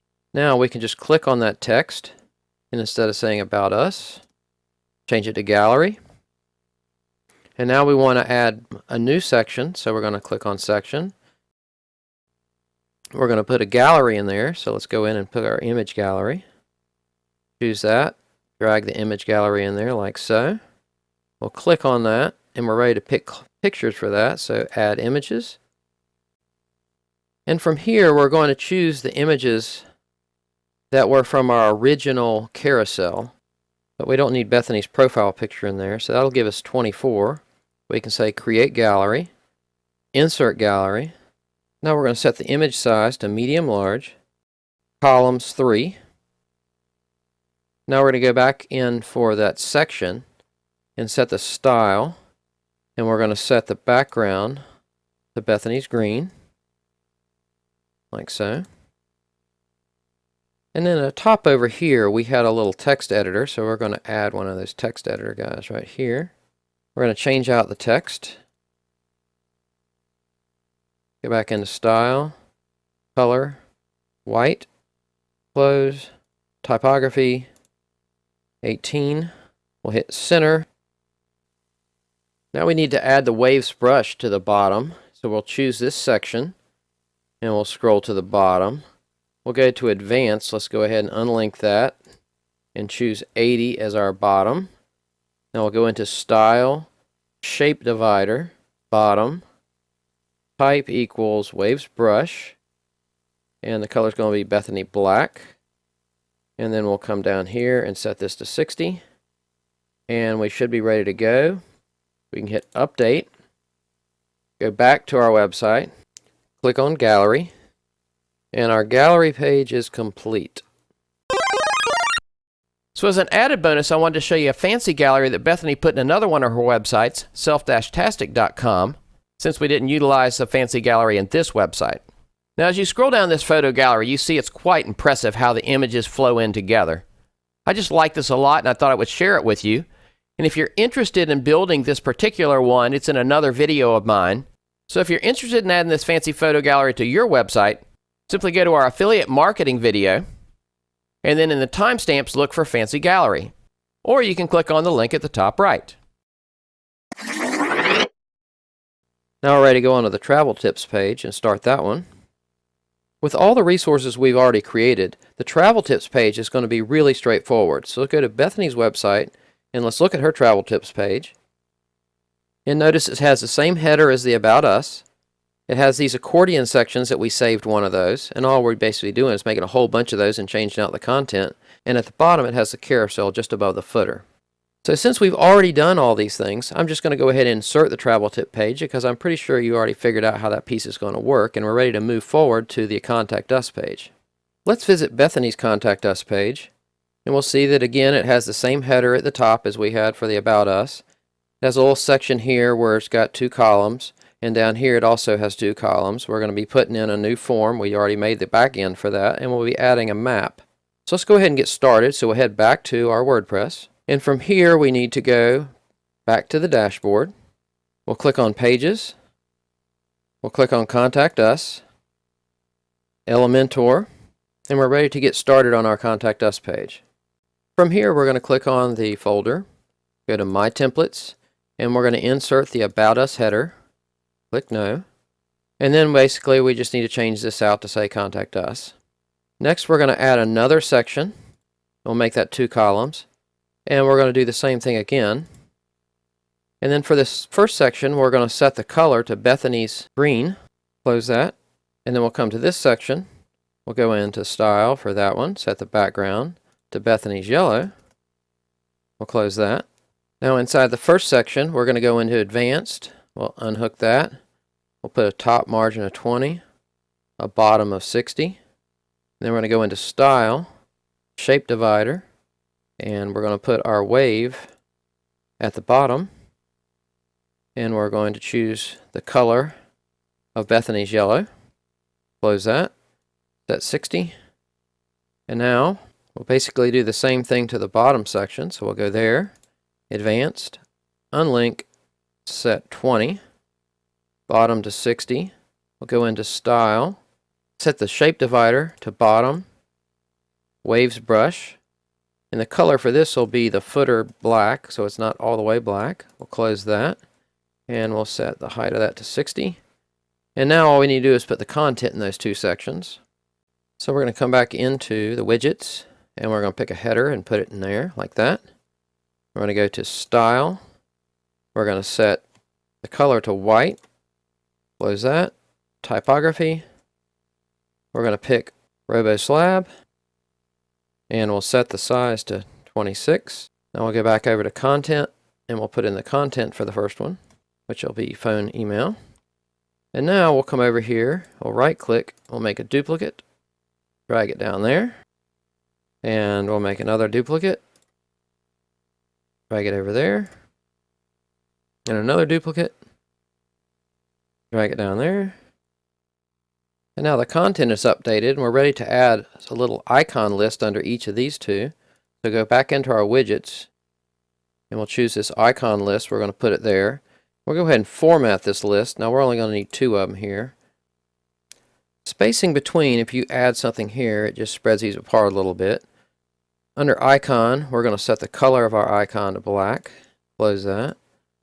And then we're going to set the size of our icon, let's say to 18, make it a little bit bigger. We'll go into text. We're going to set the color of that to black. And then we'll just use the rest of the defaults. I'm going to right click and I'm going to duplicate this because we're going to use another one on the other side that's very similar.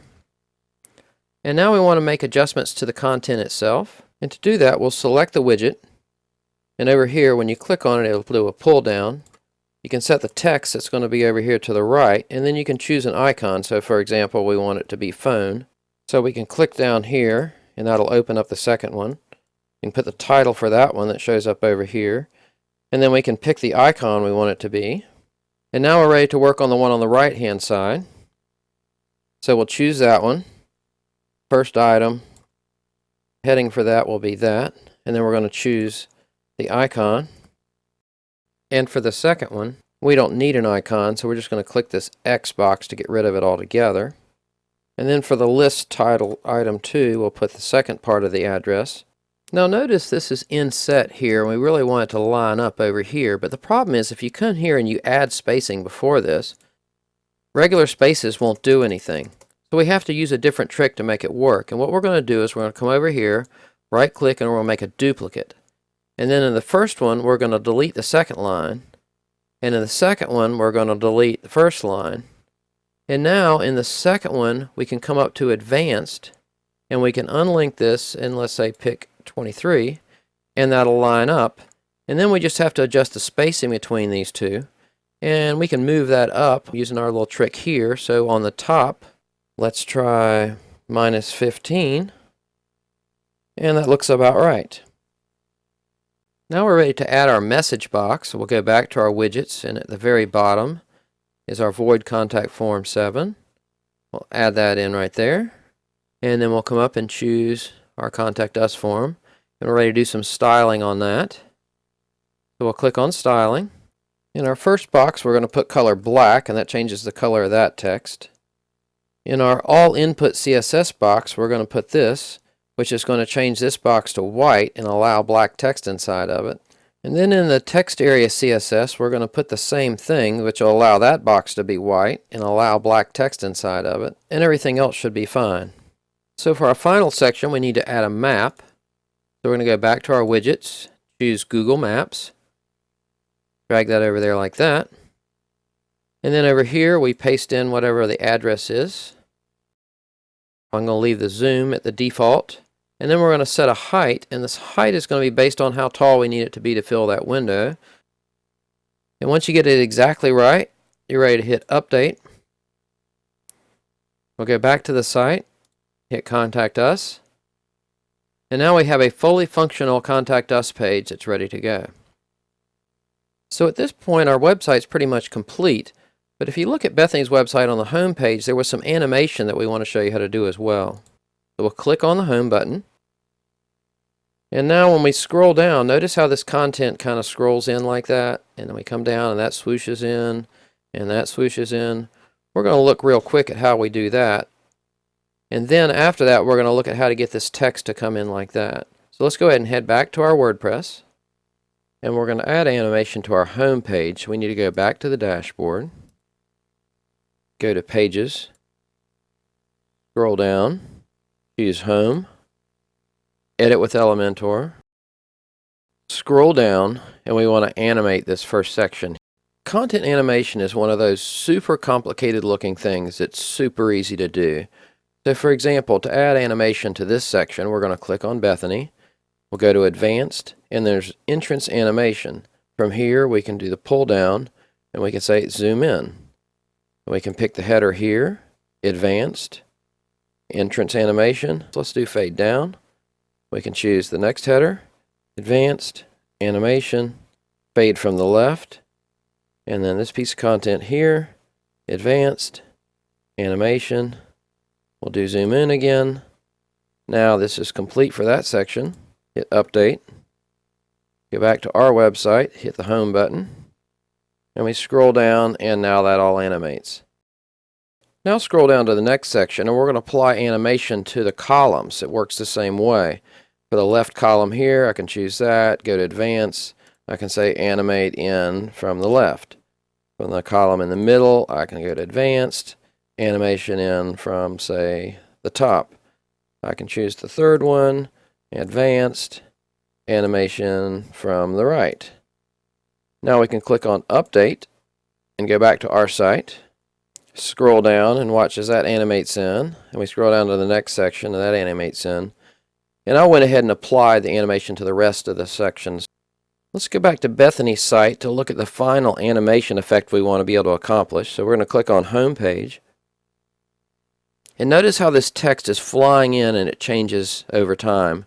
Now this actually is a pro feature, and there's lots of amazing pro features. I just didn't cover those because I promised you could make this site and it will cost you. And I'm going to show you how you can put this text in where it doesn't fly in for free. But if you want to have this fancy fly-in thing, it's going to be the pro feature. It's not really expensive. Go.elementor.com/WebYoda gets you to the partnership and gets you a discount and gets you these amazing pro features. But let's go back to our home page and add this to our site. And from here we can scroll to the top, and let's do the free version first. If we click in here, we can choose the header, we can drag it in there, you can put whatever text you want, you can center it, you can go in and style it. We'll say we want it to be white, and let's say we want it to be the permanent marker font, and then we'll make this, let's say, 70. And then let's say you want it to be a little bit transparent, you can come back in there. And so now you have a version of this that is free. Now if you want to animate this, we got to do it a different way, so we're going to have to delete that one. We're going to click on our widgets icon again. And I've added the Pro version down here so that we can have access to this animated headline, and I'm just going to drag that in right there. But let's see what that animated headline looks like. And I want you to just see a short piece about what you can do with just this. Look, it's an underline thing going on here. Make this text come in like this. Make this text rotate like this. Make this text highlight like this. So all of these things is just one particular pro feature, and this particular one's the one we're going to use. Let's edit our animated header, so we'll click on it and choose it. For style, we're going to pick rotating. For animation, we'll choose drop in, and we'll put some text in, and each of these lines are going to rotate through over here. Now notice the before text, that shows up here, the after would show up after it. But if you don't give it any at all, then it's just going to rotate the text that's being animated. Now we can go to style, and we can set typography, and let's set this to 80. We'll come back out of that, and then we're going to set it specifically for the animated. We'll come in here, we'll set it to white, and we'll make it a little bit transparent. We'll close that. We'll come into typography down here. We'll choose the font permanent marker. And now we have this text rotating, but notice it's shifted to the right. Now if we update that, and we go back to our website, and reload, and scroll up, you'll notice that it's not shifted to the right, so it worked the way we wanted it to. Now let's go back to Elementor. Now notice as these lines of text come in, there's no delay in between each line of text. If you want a delay, you come back to Content and just put an extra space between each of the lines of text. So basically it's displaying empty text in every other space. So we can hit Update, go back to our site, hit Reload, and now we have that extra space in between. Now the last thing we want to do is to make this look perfect in all browsers and all mobile devices and all tablets and things like that. For the most part, the responsive aspects of the website will be handled by the Elementor environment as well as the theme we installed, but there may be a few exceptions where we want to take control. Let's go back to our website and see a few examples. At the very bottom down here, you can choose this icon and it'll choose to see the different website options. So we're going to look at it in mobile mode. Now notice this text that's scrolling in the top really may not look good on a device that's mobile. So we can choose that particular item, go to Advanced, and at the very bottom of that there's a responsive choice. And we can tell it just to hide that particular item. And you can hide any items you want. Another particular thing you may want to be able to do is if you scroll down, let's say you don't like how close this text is on the left and the right. Well, I can come in here, select that particular section, go to Advanced, and then I can say I want the left to be 20 and the right to be 20. And now that's spaced it. Now notice that's only on the mobile device. And that's what it'd look like on a tablet, and that's what it looks like on our main computer. So that gives us complete flexibility. Now that was just a small sample of the type minor adjustments you can make to ensure your site is mobile friendly and other device friendly, but feel free to use those exact same techniques throughout your entire website to get everything looking perfect on every possible device. So we've reached the end of creating the website. I hope you've enjoyed taking the course. I know I've enjoyed being your guide and your instructor. But as promised, I had 4 really key things that I wanted to add at the end of this video that'll help your website show up in the search engines better. The first tip is that inside of WordPress, there's a place that specifically discourages search engines from indexing your site. Once your website's live, you don't want it to be discouraged from being indexed, so let's fix that.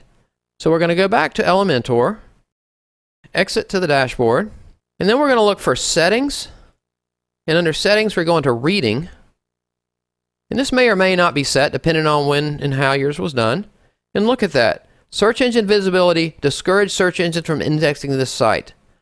I definitely want to turn that off and hit Save Changes. Tip number 2. There is an amazing plugin out there called Yoast. Every website that ranks higher than yours probably has Yoast. Also, free. So we're going to go to Plugins. We're going to add a new plugin. And over here, type in Yoast. 5 million active installations. Tells you something. So let's go ahead and install it. Let's activate it. Now you have the most powerful plugin for doing SEO available. Tip number 3, secure pages. Google likes websites that have a lock. Google likes websites that are mobile friendly. So if we can do both of those things, we're going to ensure that our website's liked better. So if you click on the link at the top right, it'll take you to a YouTube video that explains exactly how to activate your secure key inside your WordPress website. Tip number 4, you want to make sure the search engines think the value of your website stronger than any of your competition's. Obviously, having a lot of great graphics and great content in your website makes a difference. Having a really good look and feel like this website makes a difference. However, one of the number one things that improve your search engine results is by having other websites point to you. If somebody else's website has a link to you, that's called a backlink. The more backlinks you have, the more important your website seems to Google. The more backlinks the people who point to you have, the more important they seem, which also means the more important you are. Now, it seems like a lot of work, but if you go to Jose1.com, these guys will teach you everything you need to know about backlinks. That's basically all they do. And if you look at it, Jose1 SEO literally is their middle name, so they know what they're doing. Now, under SEO Solutions, it shows you the basics, the terminology, and the details. They'll teach you everything you need to know as far as making your own backlinks, how it works, how to make the system work for you. And if you decide you don't want to put the time in to build them yourself, you can also contact them. So if you decide to use Jose1 services, be sure to mention the promo code WebYoda, and that'll save you 50% off your first month with a 100% guarantee on that first month. If you don't like it, you get your money back. So that about wraps it up. You should now have all the tools and skills needed to build your own professional WordPress website. I hope you've enjoyed the course. I certainly have enjoyed being your instructor. Please remember to like, share, and subscribe to the video below to help me spread the word to as many aspiring web designers as possible. Again, my name's Yoda. It's been a pleasure being your instructor today. I look forward to hearing from you below, but until then, have a great day. Peace out.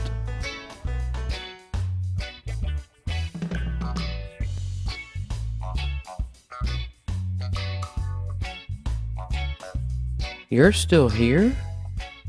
It's over. Go home.